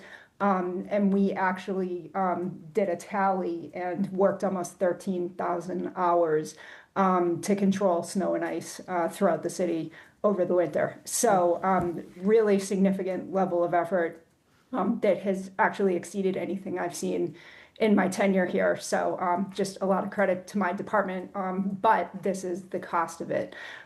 So I think that the snow and ice budget that is submitted in the budget is sort of a starting point. And in general, it's not an inaccurate number except when there is extraordinary circumstance. The overages that you see, if you look historically, are not as significant as this one. So I think in general, $500,000 is a decent starting point. You don't want to overestimate something like this because the money has to come from somewhere else if you are going to overestimate this. So those are my comments. I hope they're helpful. Thank you. Thank you, Director LaScalia. Yeah, you have a question. Just a question. That 13,000 hours, is that your staff, or does that include contracted workers, or is that the DPW staff? That's just DPW staff. Okay, thanks. Okay. Anything else for the director?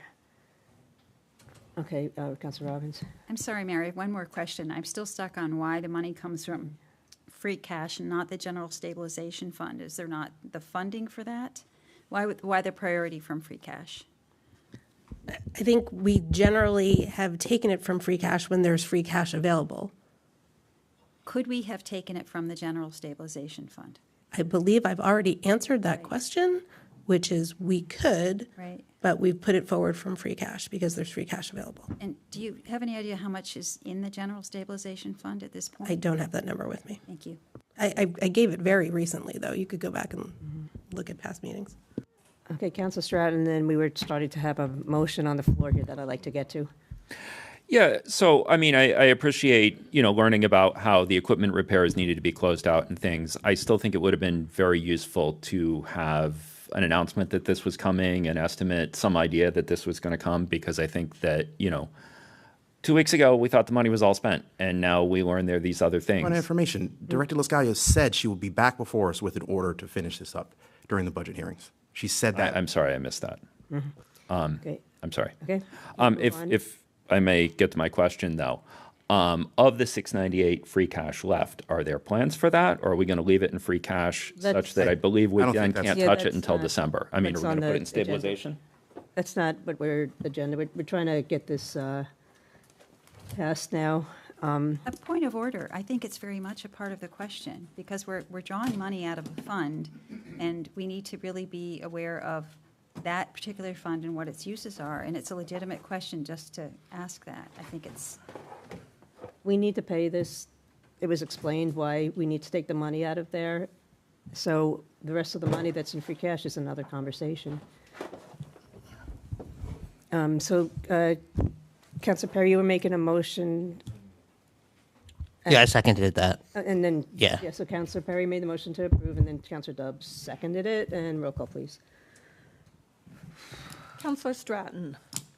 Yes. Counselor Davis. Yes. Counselor Dubs. Yes. Counselor Clemmer. Yes. Counselor Loisel. Yeah. Counselor Nabad. Yes. Counselor Perry. Yes. And Counselor Robbins. Yes. So we have unanimous approval. Next is 26.091, in order to authorize fiscal year 2027 intermunicipal agreements. This is a first reading. Would you? Sure. So this is an annual order.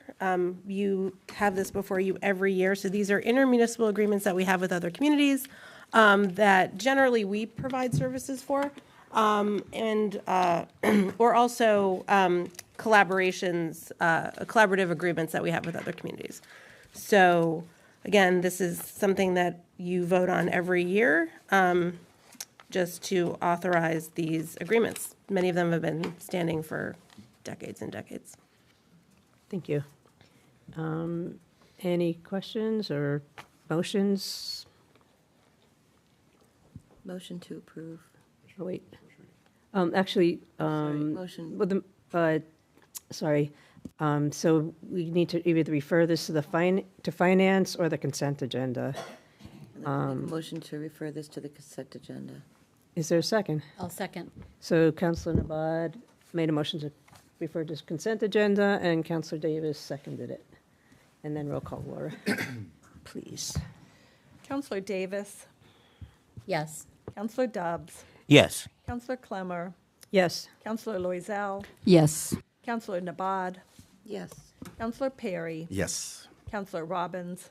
Yes. And Counselor Stratton. Yes. Next is 26.095, in order to transfer fiscal year 2027 city copier budget from central services to ITS. This is a first reading. So if we can have a motion to refer to finance or consent agenda. Motion to refer to the consent agenda. Motion made by Councilor Nabad, send to consent agenda. Is there a second? Second. Second by Councilor Stratton. I think we can just have a voice vote for this. Is that right? Is that these notes here? Well, it's not an appropriation. So, yeah. And I'm happy to speak to this quickly now if there's any that'd be great. questions about it, if it's going to the consent agenda. Sure. It's very simple. So ITS is now going to be handling all of our copier contracts. And so this is just a switch from the budget that you just approved. There is no change in the budget. There's no monetary change or amount change. This is literally just moving it from central services in their budget to the ITS budget.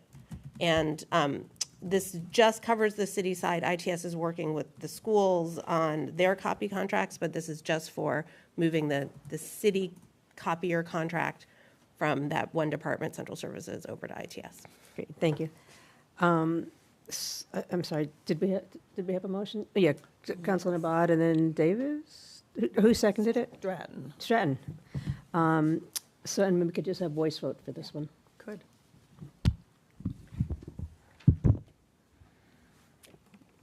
All in favor, say aye. Aye. Aye. Aye. Okay. Okay, unanimous, 8 for approval. Yeah. So we have it, 26.081, in order accepting the provisions of MGL Chapter 40U. This is a second reading. There, I think Alan has a Yeah. staff, well, if you have City a, Council President Maori let us know that there was a request that felt like this was a little disjointed last time. So, and actually, honestly, Councilor Perry, Councilor Dubs, and Councilor Stratton, all of you have been involved in this conversation. So if I say anything wrong, please speak up. Please interrupt me. That's absolutely fine. But a quick history of how this came about and why it's here.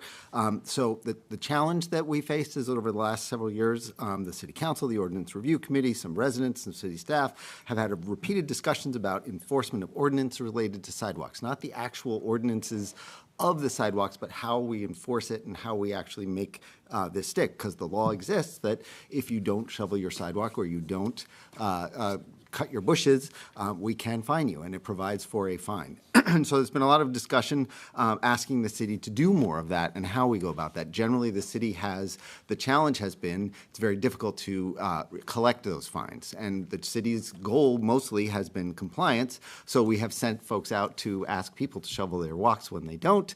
And that has had mixed success. And we have definitely got some feedbacks that people wanted us to try harder to use fines to get compliance. When sidewalks are not shoveled, older adults, residents with disabilities, parents pushing strollers, school children, transit users, anyone who walks around has a harder time. And so the weakness in the current system is that if you try to enforce those fines, it goes to the courts. And that is a place where it is either asking the city to spend, and I don't know what the actual amount is, but let's just make up $500 to get the 50 of the fine if we send Alan Seawald there. He's not that expensive, but it could take some time. And also the district attorney doesn't want a bunch of these cases to come before him because it chucks the court system up, which is already pretty busy.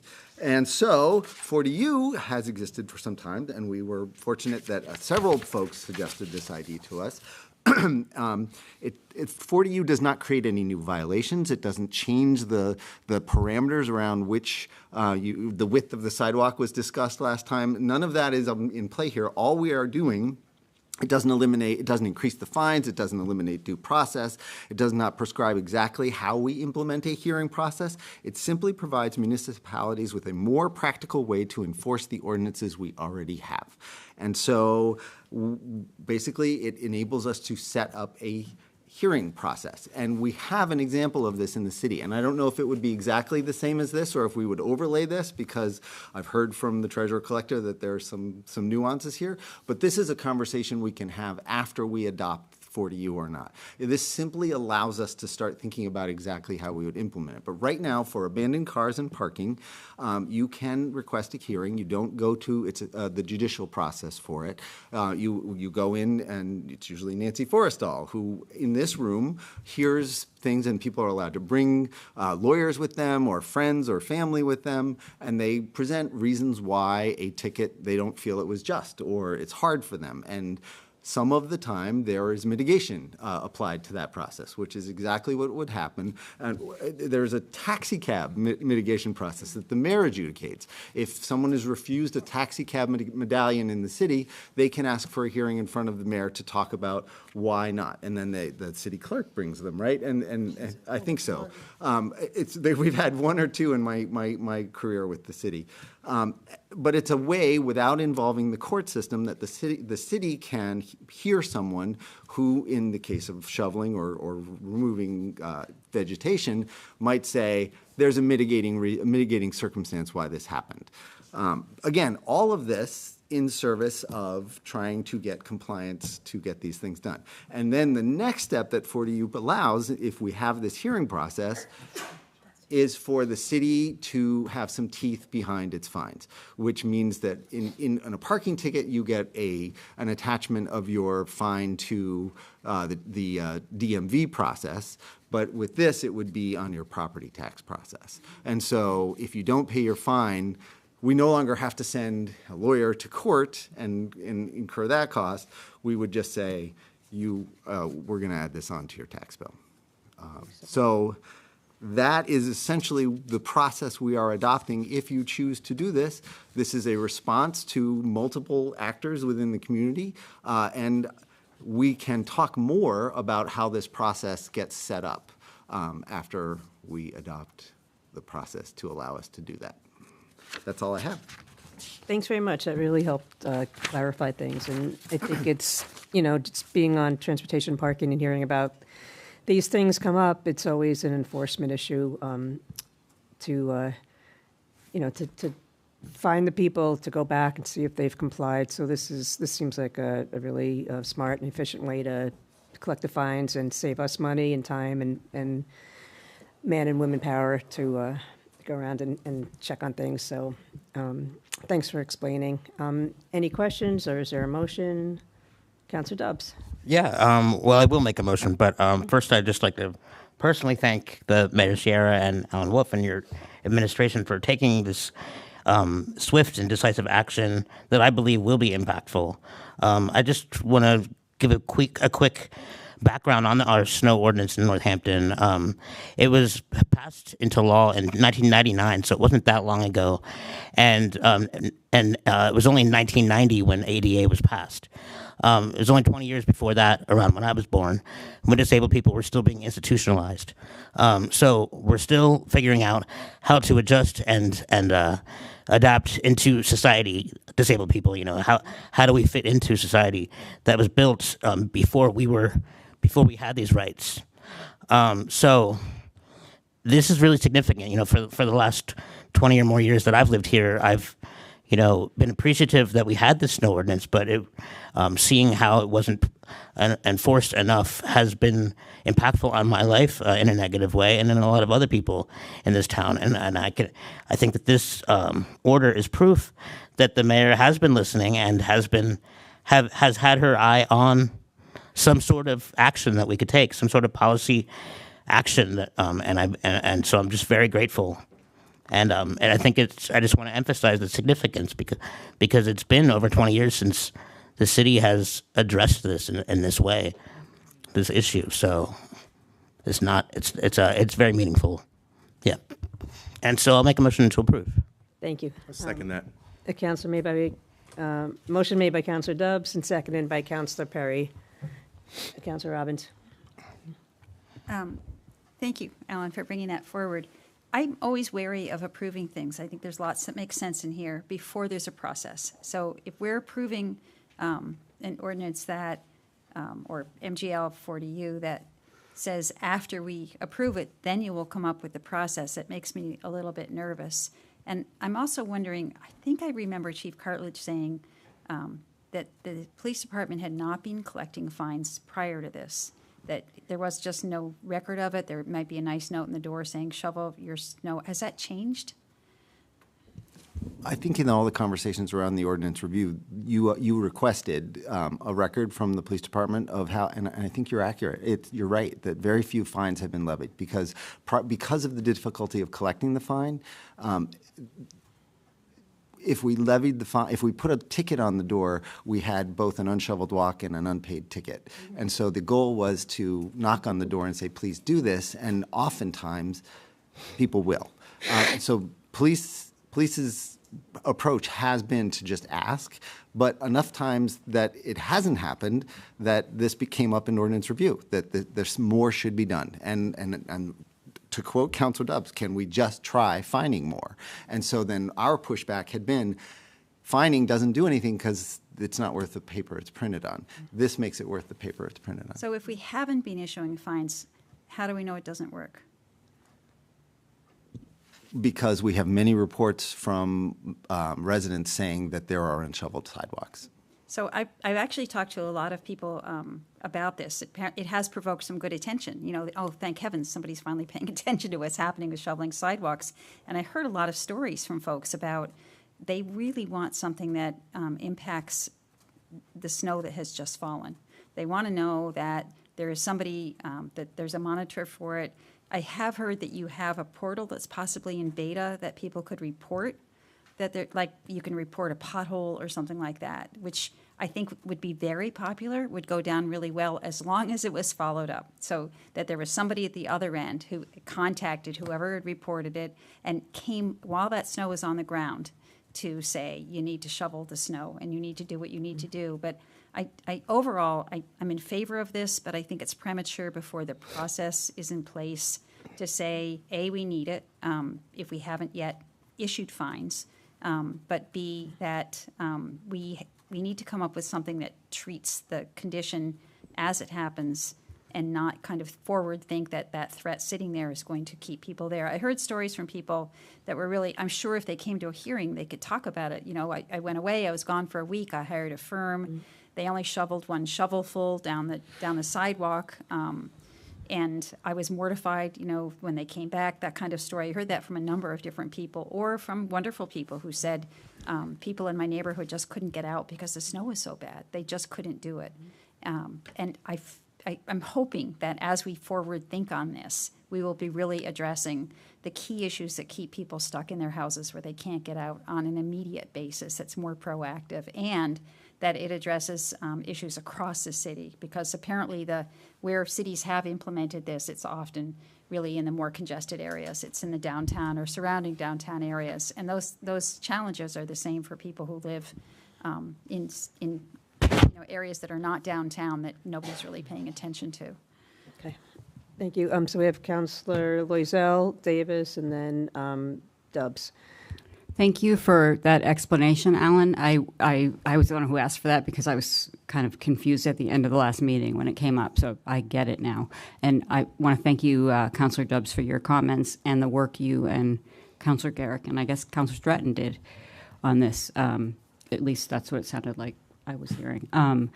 What I got from this is that this is actually less punitive than the current way we do it, even though we aren't doing it because people, it's a no-win situation, because people want their things shoveled, but they also don't want police called in, and they don't want fines, and they don't, so it's a tricky thing. But this, to me, seems like a great compromise where there's a fine, it's less punitive, you don't have to go to the courthouse, and there's a way to collect the fine, which gives people incentive to do the job, and the police aren't involved. So I think it's a great idea. So thanks.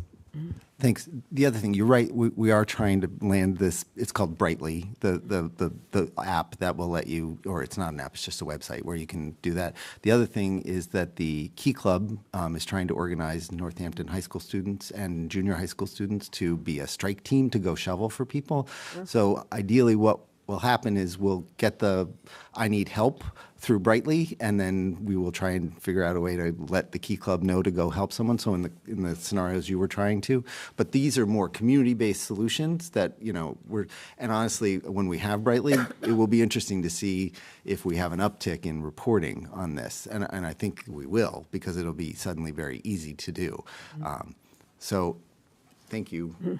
But the goal is to try and get people help too. At the same time as we ramp up our ability to enforce, we also want to help people who have a hard time shoveling. Councillor Davis, thank you. I just want to say that even though I really hear what you're saying, Councillor Robbins, about process, about being quick on the dime when the problem is happening, but I hear louder Councillor Dubs emphasizing the significance and the meaningful nature of this attempt. I hear that way louder. That's just me, and I really like the idea of a hearing and the no police involvement. They're busy with other things. So I think that this is a great attempt. Quickly, please. I want to make sure that you know that I am fully in support of what Councillor Dubs has brought to us. I wasn't saying you weren't. Yeah, I absolutely. just heard that loud and clear. It is loud and clear, and it's there. With a lump in my throat. That's comments, important. my comments were about how to best engage that and have it happen. Okay. Thank you. Thank you. Who's next? Dubs, then Stratton. Thanks. Yeah, I just wanted to quickly respond to Councilor Robbins, and yeah, it was completely accurate what you said, that we haven't been finding people for a few years, but that's been something that we've been talking about for the last 2 years, and I've been emphasizing that fact at meeting after meeting, and this order that we have in front of us is the mayor's response to that. So I just wanted to say that this is the response to the fact that we haven't been doing this. There was multiple department heads voiced the reasons that we haven't been finding people, and there are complications, and so this is the response to those complications. And so that's why I will be supporting it. And I just wanted to add that, yeah, this isn't like the solution that's going to fix everything. I don't think that. It's just that we have to do something, and this is something, you know. And so I will be looking forward to working on other things that we can do to help with snow removal. But this is something, and it is significant, and so I'm going to support it. Thank you. So Councilor Stratton, then Councilor Perry, and then me. So, you know, I agree. We need to do something. I mean, I've spent time last winter walking around downtown with a snow shovel, trying to figure out what could be fixed, what couldn't, trying to understand the problem, particularly the problem how curb cuts keep getting refilled. Yes, the current ordinance says you got to clear it if you're reading it as a lawyer, but most people don't read that into it when they see it. The law is not instructive. My concern here is that we're putting the cart before the horse. We're reaching for the hammer without really figuring out how much of the problem is a nail. I would also mention that if we adopt this doesn't just apply to the snow and vegetation ordinances. It applies to municipal fines in general. So I don't really think we've thought about what box we're maybe opening there. Yes, we have not fined people. There's been a hesitance to do that. Some part of that clearly comes from the legal complexity of, you know, if the person doesn't pay up, then what do we do? I think part of it also comes from a very human desire to, you know, we want the sidewalk cleared. We don't want to just be punitive and issue a fine. So that's why I've been even, you know, back in January suggesting, hey, let's issue the fine, but let's make it easy to dismiss the fine on a first offense if you promptly correct it. So that it's not just a warning. It's you know, if you don't pay it, it was a fine. If you do pay it, it was effectively your one warning.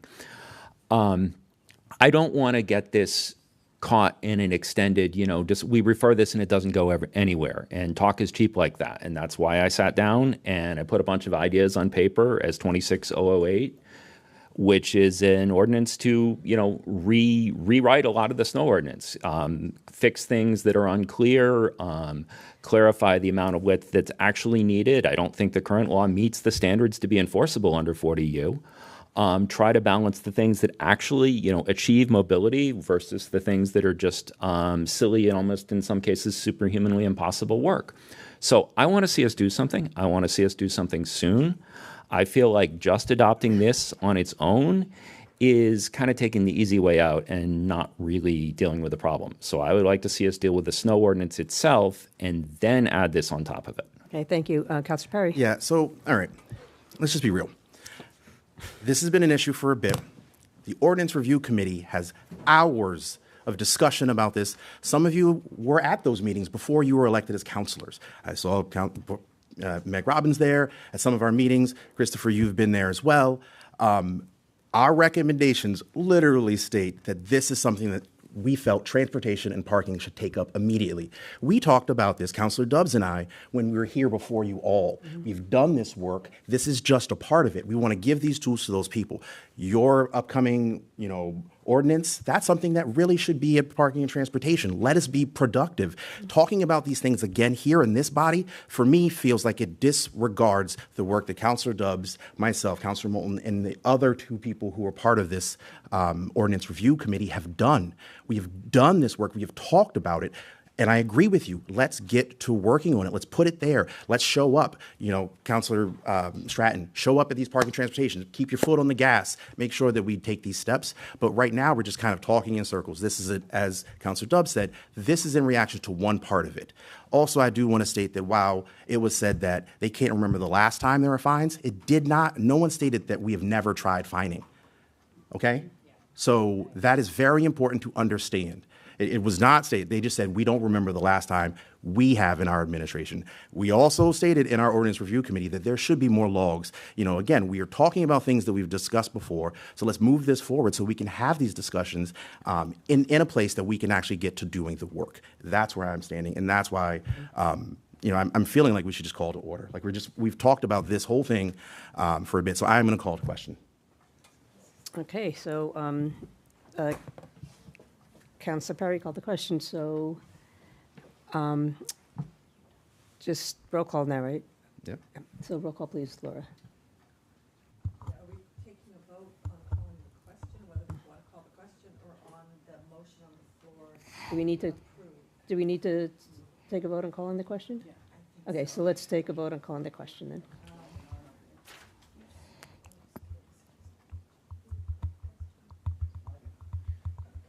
Wow, now you do.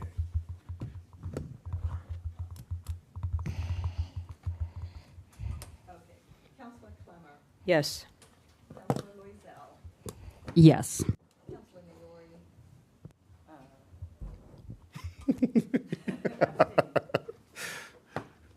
Counselor Nabad. Yes. Counselor Perry. Yes. Counselor Robbins. Have to abstain as well, thank you. Counselor Stratton. No. Counselor Davis. Yes. And Counselor Dobbs. Yes. Yes. So we have 6 yeses, 2 abstentions, and 1 no. So it passes.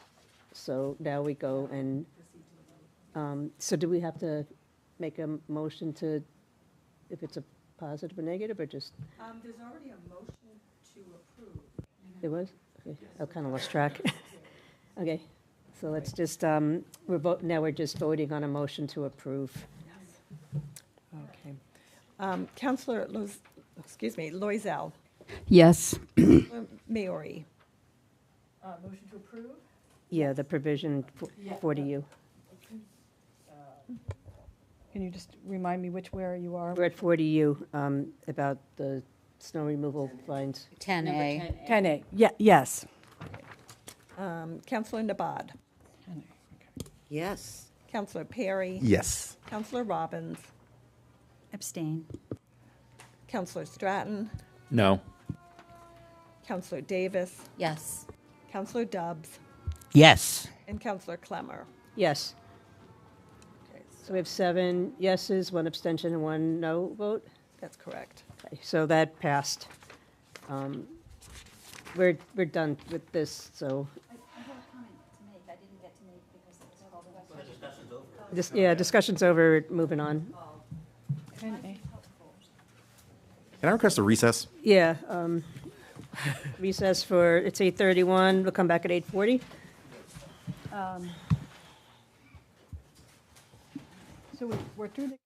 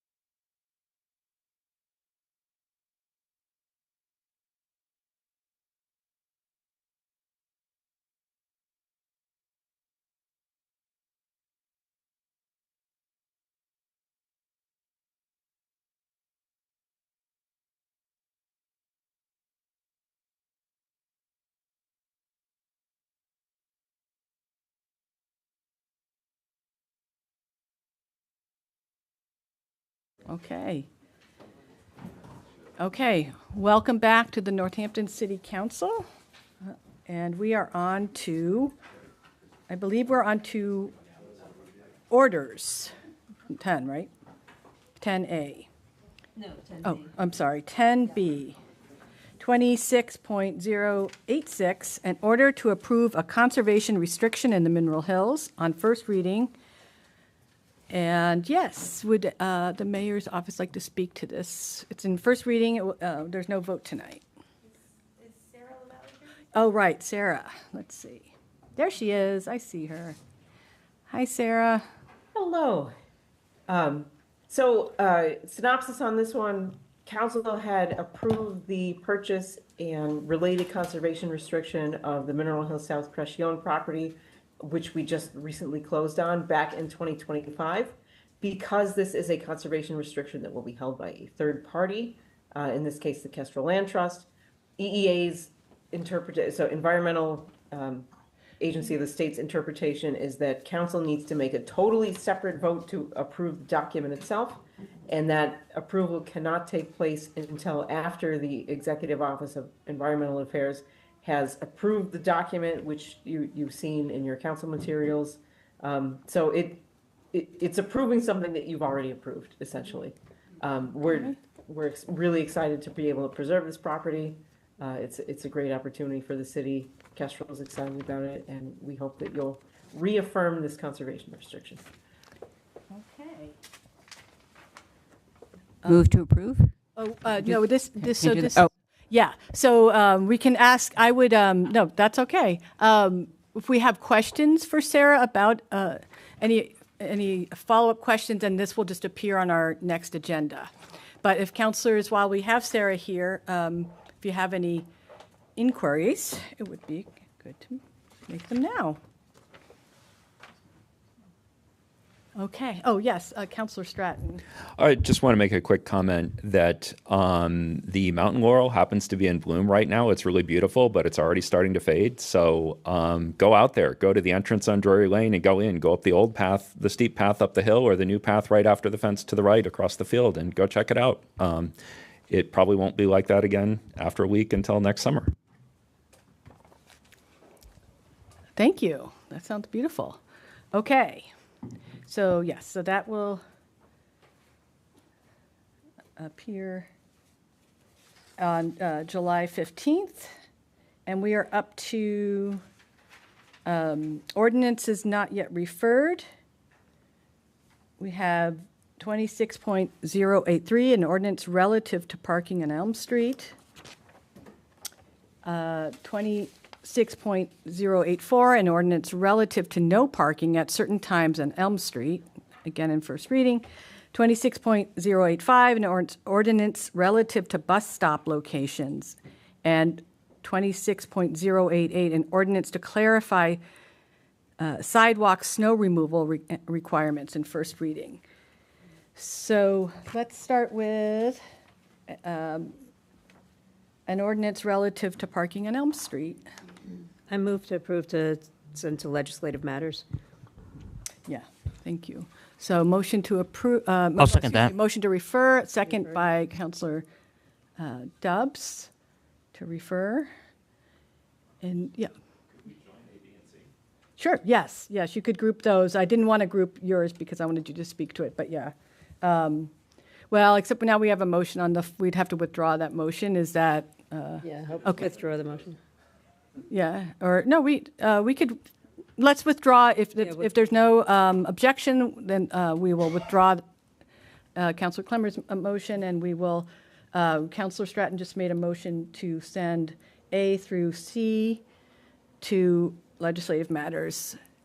So that's a motion. Do we have a second? Second. Second by Councilor Clemmer. Okay, any discussion before we vote to refer? Just a process question. Yeah. So who, so these go to legislative matters. Does somebody speak to them at legislative matters? Yes, right. Well, yes, we'll have Okay. to, yeah. Okay, Get great. someone to speak to them, right. I have a question too. Yeah. Why would we refer this to legislative matters as opposed to transportation and parking? Well, we can refer it to more than one place. It legally has to go to, this is the only kind of thing that legally has to go to legislative matters. That's why I always kind of, note that we don't have a lot of choice in the matter. But you could refer it to another. Often we'll go to one place and then we'll go, yes, Councilor. I just want to observe these come recommended to us by transportation and parking. Yeah, yep. So, okay. Right. So in this case. Keith on the. Oh, Keith, yeah, thank you. Yeah, Keith. Hi, good evening. Thank you. Councilor Stratton hit it on the head. This was referred to TPC. I did present to them. And as a matter, A, B, and C are just kind of all together. So they are talking about the same location. But I will be at legislative matters to discuss them and answer any questions. Excellent. Thanks, Keith. Another process question, though. So we can discuss it at legislative matters, ask questions, but then what if other councilors have questions? Comes back. So I know it comes back here, but so then he has to come back to a third meeting? Yeah, this is what we've kind of discussed before, and it would be good to choose a substantive conversation, either the first or the second one. So if folks have questions for Keith while he's here, certainly, especially people not on legislative matters, it'd be great to take advantage of Keith being here. Yes, Councilor Perry, and then Councilor Nabad. I was going to say, it is at the discretion of the chair. So, at some meetings, if there are people from who aren't part of the body, you can see if they want to ask questions who are there. So it's up to the councilors to join as well. Okay, so I'm just trying to clarify with Keith Benoit, like he's here now, and he's going to come to the legislative matters, and then maybe he doesn't need to come to the next city council meeting. That's the hope if we've, asked questions, and if councilors have questions after this, then we can maybe get them answered. And if councilors don't, then often we don't have a staff member return. Okay, thanks. But they usually, will be willing to. But yes, it would be nice for staff if we. Well, we have legislative matters on June 29th. Everybody's welcome. So great, thank you. Yeah, and just it's true, Councilor Nabad, that you can refer to either, you could either sequentially or do joint subcommittees, in general. Yeah, this one already went there, but you can do that. So you're correct. Okay, so yes. Anyone else? And we have three here. Councilor Stratton. Oh, I'm sorry. I'm sorry. No, I think I skipped you. Did I? No, that's okay. I just wanted to ask Keith, or just in general, I think the bus stop ordinance is the work that Councilor Moulton and Councilor Jarrett did, straightening out the bus stop situation and getting everything organized. Is that what this is? Yes, I worked with Councilor Jarrett on that last year, and so the C-26085, that is a document you've seen most of this body. Some of you did not see it the last time, but we are just bringing it back again because there was just some errors in there. Yeah, so. Okay, thank you. Yeah, I'd sort of just been wondering if we could get the 30-second summary of what's going on. It looks like, there's a long list of bus stops, a few changed, and one requires a parking change to fit it in. This is the kind of case where it would be great to have, what changed from the old to the new. I mean, I almost thought about running this through software developer tools that do that just because it's such a long list, but I meant to do that and I didn't. Yes, so the first two, A and B, are, there's two parts of this. One is to amend the bus stop, the actual bus stop on Elm Street, south of Harrison. So that means we are changing the legal parking. So the parking on Elm Street, and then the no parking at certain times, So physically, we are proposing to change the parking. So there'll be a removal of parking because we're going to be installing a bus stop.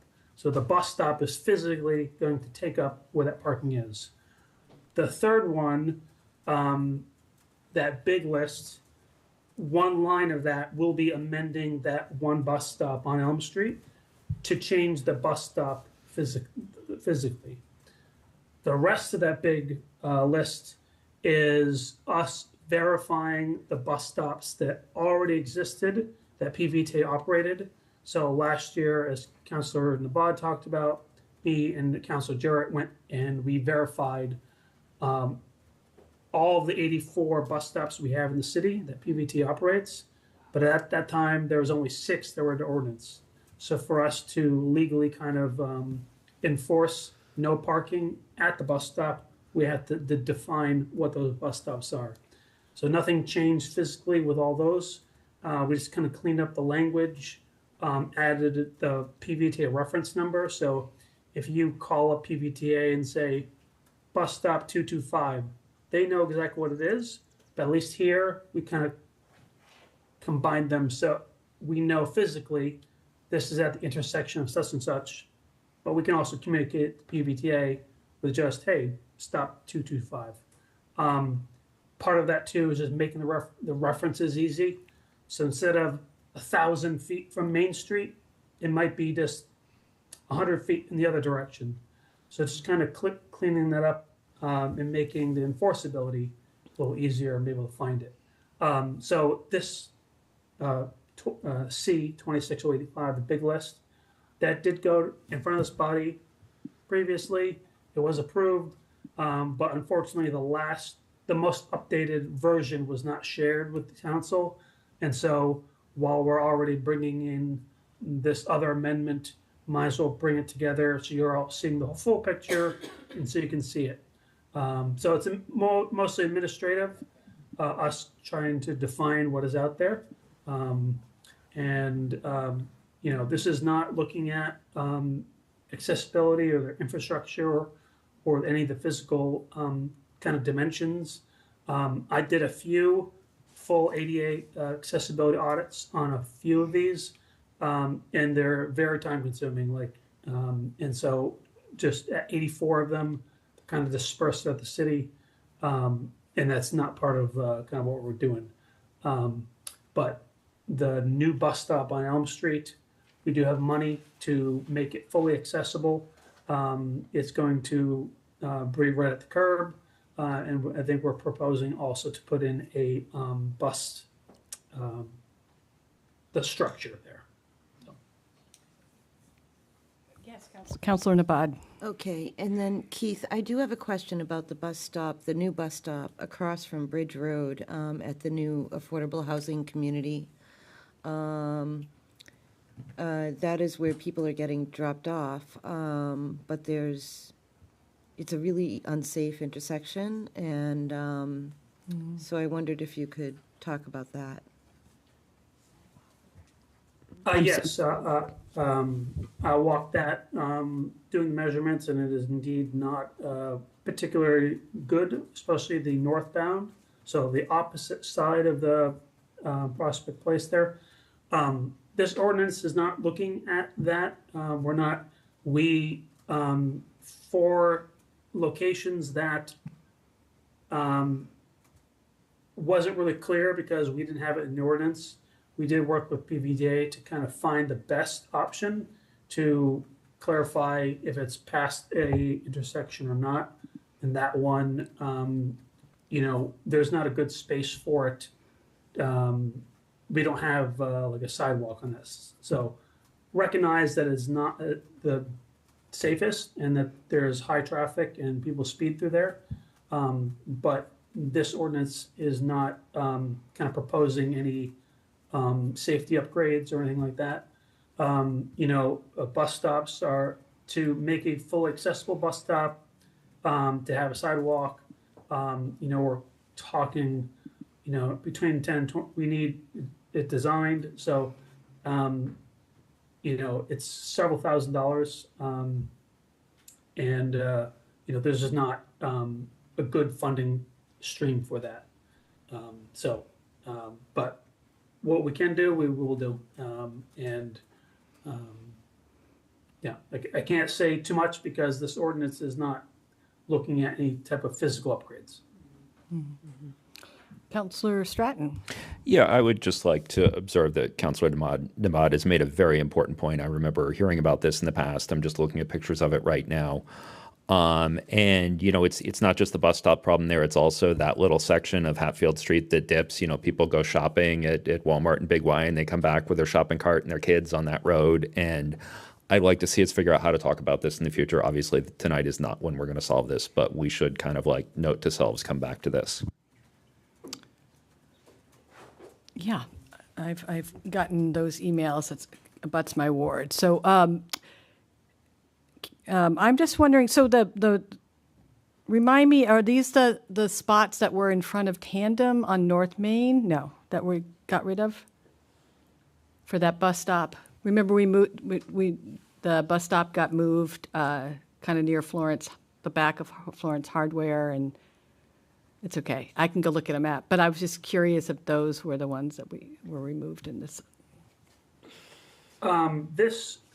So the Florence Hardware, so the past Tandem. So Yeah. this, the ordinance, the bus stop ordinance as it sits, it does have what was previously the bus stop was right in front of Tandem Bagel. And so the bus would have to stop, double park at the intersection. Obviously, that's not safe for anyone. And so we proposed, and this ordinance has the bus stop kind of past that building, next building, kind of where there's a break and no parking before the intersection there left to go to the Lilly Library. Yeah, okay. Thank you for that. Any other questions about any of these three before we move on? Wait, so we have a motion. So anything before we do a vote? Okay, I guess we can vote to refer. Councillor Maori? Yes. Councillor Nabad? Yes. Councillor Perry? Yes. Councillor Robbins? Yes. Councillor Stratton? Yes. Councillor Davis? Yes. Councillor Dubs? Yes. Councillor Clemmer? Yes. And Councillor Loisel? Yes. Okay, those will go on to legislative matters. And now we have 26.088, an ordinance to clarify sidewalk snow removal requirements. Councillor Stratton, would you like to read it, or certainly we'll start with you and anything you want to say about it or read it? Or I mean, I think tonight's probably not the night to get into, going through the whole language. The preamble is very long. I tried to explore some of the issues, some of the balance of concerns, some of why maybe the current ordinance and just enforcing it more heavily isn't going to be the solution by itself, and really use that language to make the case for some of the ideas I set out later. Yes, we've talked about, this topic a lot. What I haven't seen is a specific list of proposals other than the enforce harder part, which I might have been willing to vote for after having this discussion. This wasn't meant to be necessarily the version that would become law. This was meant to put some ideas on paper for, my fellow councilors to talk about, quite probably for transportation and parking to talk about. I'd love to hear what various members of the Disability Commission and, of course, members of the public say about this. These were meant to be ideas, not dictates. One of the things I believe very strongly is that the law should be instructive. The law is a balance of what neighbors expect from neighbors. It sets the expectations. And, there are things in our snow ordinance like the obligation to refill a curb cut after it's been cleared, not just by the plow, but just by traffic going by, pushing that snow back into it. I mean, days later, a sidewalk that was wheelchair accessible ceases to be. That's a real problem. So I've tried to dig into some of those areas where, maybe if a lawyer reads the snow ordinance, they come to the conclusion of what's needed, but to try to really clarify the public expectation and, yes, discuss what the balance of, what actually enables accessibility versus what is just asking someone to do extra work. Obviously, we're not going to debate this or vote on it as a measure tonight. But I wanted to put some ideas out there and, see what the broader reaction is. Okay, thank you, Counselor. So your vision is to refer to Well, legally, it would have to go to legislative matters to move forward. Right. I understand that the matter itself is already before Transportation and Parking, although without this document as a possible reference for that. I kind of surprised nobody's really commented on it to me yet in email or anything. So. Okay. Yeah, maybe once it goes to the subcommittees. Counselor Dubbs and Counselor Perry. Thank you. I think that this is pretty obviously written by one person who didn't consult with anybody before they wrote it. I would like to comment on the whereas where it says, it's widely understood that a 36-inch clear path is sufficient for wheelchair travel. Yeah, 36 inches is the minimum. That's right, Chris. But Northampton goes for the full width because that is more accessible. To go backwards and make it 36 inches is going backwards in accessibility. And if this were to become law, I would go in the streets and protest against it. That's how against this I am. Counselor Perry and Counselor Stratton. Well, I think Counselor Dubbs kind of addressed what I was going to bring up, is that I am not here to bemoan anyone taking initiative. I see the intent there, but when I see something that comes before us that is going to go to legislative matters that has not been discussed with anyone else, I am very hesitant. I think that it could have been discussed with people on Parking and Transportation, Disability Commission before it got here, so that we don't have situations like this. I mean, it feels to me that you are very much, and I think we all are, but you particularly, Councilor Stratton, you're passionate about this. And I would hope that before we move this forward in this body, that you would take that passion and go to some other bodies and even just talk about language with some people. Someone from the Disability Commission could have helped a lot. So I am in the same space that I don't think this is ready for us at all. Okay, thank you, Counselor Stratton. Well, I'm sorry to hear that, but the reason I wrote this quickly is because 40U was on our agenda for a vote tonight, and I really wanted us to look at these topics before we voted on that. I was really hoping that they would end up before committee together. Obviously, that did not happen. I might have been willing to vote for 40U after working through these things. I was not willing to vote for it, before doing so. So that's why I, just sat down and marathon rushed this out by myself to get the matter itself before the council, as I tried to do more generically 2 weeks ago. In terms of the 36 inches, we're not getting 36 inches today. I mean, that's inspired by things like when I was waiting for Councilor Dubbs, a young woman came out in a wheelchair, a manual wheelchair, and she couldn't roll down the sidewalk because she couldn't get her hands on the outer hand wheels. Fortunately, there was just enough space that her friend could push her, and they scraped snow off the side. People, they think I shoveled one shovel width and I'm good. So is 36 inches a decrease of the technical requirement of the law? In some cases, yes. But it's an increase over what we're actually getting, and it's an increase guided by Massachusetts Accessibility Board standards, which say that 36 inches clear path. However, after 200 feet, you need a turning area or a passing area of at least 500 feet. I think in most cases, a driveway would satisfy that. But if we want to add that to the law too, that after 200 feet, it needs to expand to 500 feet, that's fine. 36 inches is well more than we're getting today. It meets the needs, and it's more humanly possible than saying that you have to move all that snow and ice that was plowed from the road onto the curb. You have to manually move that from one side of the snow sidewalk to the other. Now, I've gone in Florence Center and done that myself to clear the bus stop, and just getting 4 feet of curb clear by moving that whole plow pile manually, that was quite a task, but I did it several times last winter. This tries to adjust that. Do I think that my 5 feet before the bus sign is a little bit silly? No. Yes, I put it in there as a placeholder to address the issue. So I'm trying to call attention to the places where the wording of our snow ordinance is non-instructive, does not achieve wheelchair passable sidewalks, and does not do the job it needs to do. Okay, Councilor Perry? So again, I'm not bemoaning you for the intent behind it. I do want to remind you that you are one person, and the suggestion is by discussing these things with other people who have different perspectives, perhaps you can come upon something that works more broadly and generally. You don't have to be right all the time, and you do not have to do everything by yourself. You just shut down discussion by calling the question on the previous item. So Okay, let's take turns. Yep. So, okay, I'm going to go to Councilor Dubs. I do want to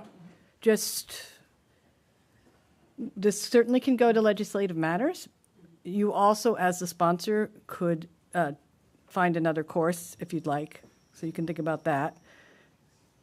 We can take, we could, if you would like to workshop it in other, informally or informally in other committees before it goes to legislative matters, you can let us know. But let me go to Councilor Dubs, and then I'll come back to you. Thanks. First, I think that I've heard you twice now refer to shoveling more than 36 inches with. I've heard you refer to it as extra work, and I've heard you refer to it as silly work. And I just want to say that that's highly offensive to not just me, but to many people in this city. And yeah, you're right. Sometimes we don't get the 36 inches width on the sidewalks. And I'm the person that gets stuck on those sidewalks, not you. I'm the person who has sat in the freezing cold at nighttime waiting for someone to walk by to help me out of the snow. That hasn't happened to you, Councilor Stratton. And no, I'm not asking you to interject. I'm talking. 2 years ago, I'm you shoveled out that curb cut. I went We are to your not house doing a and back shoveled and out forth. We your are not curb cut doing a 2 back years and ago. forth. We are not doing a back and forth. Councilor Nabad, and then Councilor Clemmer.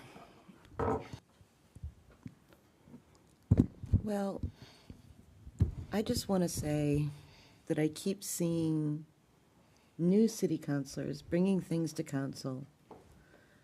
And instead of trying to work with the greater community, work with different committees, trying to get support behind these things. And, I will just give as an example the rodenticide ordinance that has been taking us 6 months right now to work on. It's not a fast process. We don't jam these things in to try to get something to not happen. We go through a process, and if you heard my announcement tonight about the cancellation, I mean, that's another little setback, but that's how it is. And I just want to say, it's really a shame to me what's happening on this council in regards to the no votes all the time, voting against everything, voting against just these protest votes, these protest things that are obstructing the functioning of our city government, and really offensive and ableist, and it's highly problematic, highly problematic. And I just want to express my disappointment tonight in that this even got on the agenda. Okay, thank you, Councilor, and Councilor Clemmer, or Vice President. There's no time constraint anymore, so there's plenty of time to rework this. And you said nobody contacted you. We're surprised nobody contacted you about this. I ask you questions, you don't answer them when I email you. As a new counselor, my first. Point of order. Yeah, yes, what's your point of order? The public is not bound by open meeting law. Councilors are. When I ask you a question, that's not open meeting law. I told you that I thought it was a topic for a council meeting. Okay. I'm not going to argue with you. But that's why people don't contact you, because of this kind of stuff. Councilor. There's no time constraint. The other thing passed. You can take this back, rework it. I've never worked on a resolution. I've worked on 13 or 14 with other counselors and senior counselors, my first term. I mean, everybody was senior counselor pretty much, but and when Counselor Jarrett and I, we did a resolution about the rail trail, and we were saying that it was accessible, and, I looked up what accessible means, and then I was talking to Alex about it, and we said, let's ask Jeremy. I mean, he knows better than any of us, so we ran it by you, and we brought you onto the resolution, and you gave it your blessing, and you're here for everybody to ask questions, and you've been very generous with sharing your life experiences and what you go through daily. And I don't know why people, assume they know what life is like in a wheelchair and, read a book or Google it and don't ask you, who's really living it. I think this is not, I think this needs some reworking, and, I think maybe just take it back and not bring it to legislative matters, because I won't approve referring it. That's not your call. Okay, well, I'm just saying it, so it is my call. Councilor Stratton. Well, 2 weeks ago, I actually did suggest we ask the Disability Commission what width of clearing was needed, and Councilor Dubs said, well, that's a standard, look it up. So I did. Anyway, I'm going to move to refer this to Legislative Matters, the Disability Commission, and Transportation and Parking. Councilor Dubs. I'd just like to add that 36 inches is a minimum, and many other cities in America they require more than 36 inches, including Boston, which requires 42 inches. So this idea that this number 36 just it fits all, it's just not true. Disabled people are different sizes, different shapes. We are all different, and having more than 36 inches is extremely helpful, because you just don't know exactly who's going to be trying to use the sidewalks. So we need the full width, which is what the snow ordinance says. Thank you. Okay. Councilor Stratton. Well, last winter, Councilor Dubs and I were actually walking down a sidewalk, and I said, is that wide enough? I'm not sure it is. And he said, oh, yes, I can get down that. Okay. What are you trying to say? Sometimes yes, sometimes it's wide enough, sometimes it's not. What are you trying to say, Councilors. Chris? Okay. Keep rolling your eyes at me. Okay. That's fine. Can I make Trying to get a things better than they suggestion? currently are. You're doing a terrible job. Okay. We're going to stop this now, because what I'm observing is that tensions are running high, and we are almost done here. And I think that if we want to have, my suggestion is that we don't continue this now when we're not really feeling regulated. So there's a motion on the floor. Was there a second? Oh, there was. Well, no, Chris. Right, there wasn't a second. I'm sorry. There wasn't a second. Okay. Okay. So I believe it still is required to go to legislative matters unless, right? Or, yes. Yes. Can I make a motion to take it off the agenda? No. Take it off the agenda? It's on the agenda. Yeah, but just to not have it on the agenda? To not vote on it, because... hold on just a sec. Let me just think. Okay. To legislative matters, it doesn't proceed in the legislative process, I believe. Okay, so we would need a second. If it goes anywhere, it has to go to legislative matters, but it needs a second to continue. Okay, got it. Thank you. So is there a motion? There's no motion, no, it didn't pass. Okay. There was no second. Okay. So we're on to new business then. Any new business? Okay. A move to adjourn. Thank you. Second. Jeremy can have it. Jeremy could have the second. Okay. Councilor Nabad. Yes. Councilor Perry. Yes. Councilor Robbins. Yes. Councilor Stratton. Yes. Councilor Davis. Yes. Councilor Dubs. Yes. Clemmer. Yes. Councilor Loisel. Yes. And Councilor Maori. Yes. All right. Good evening.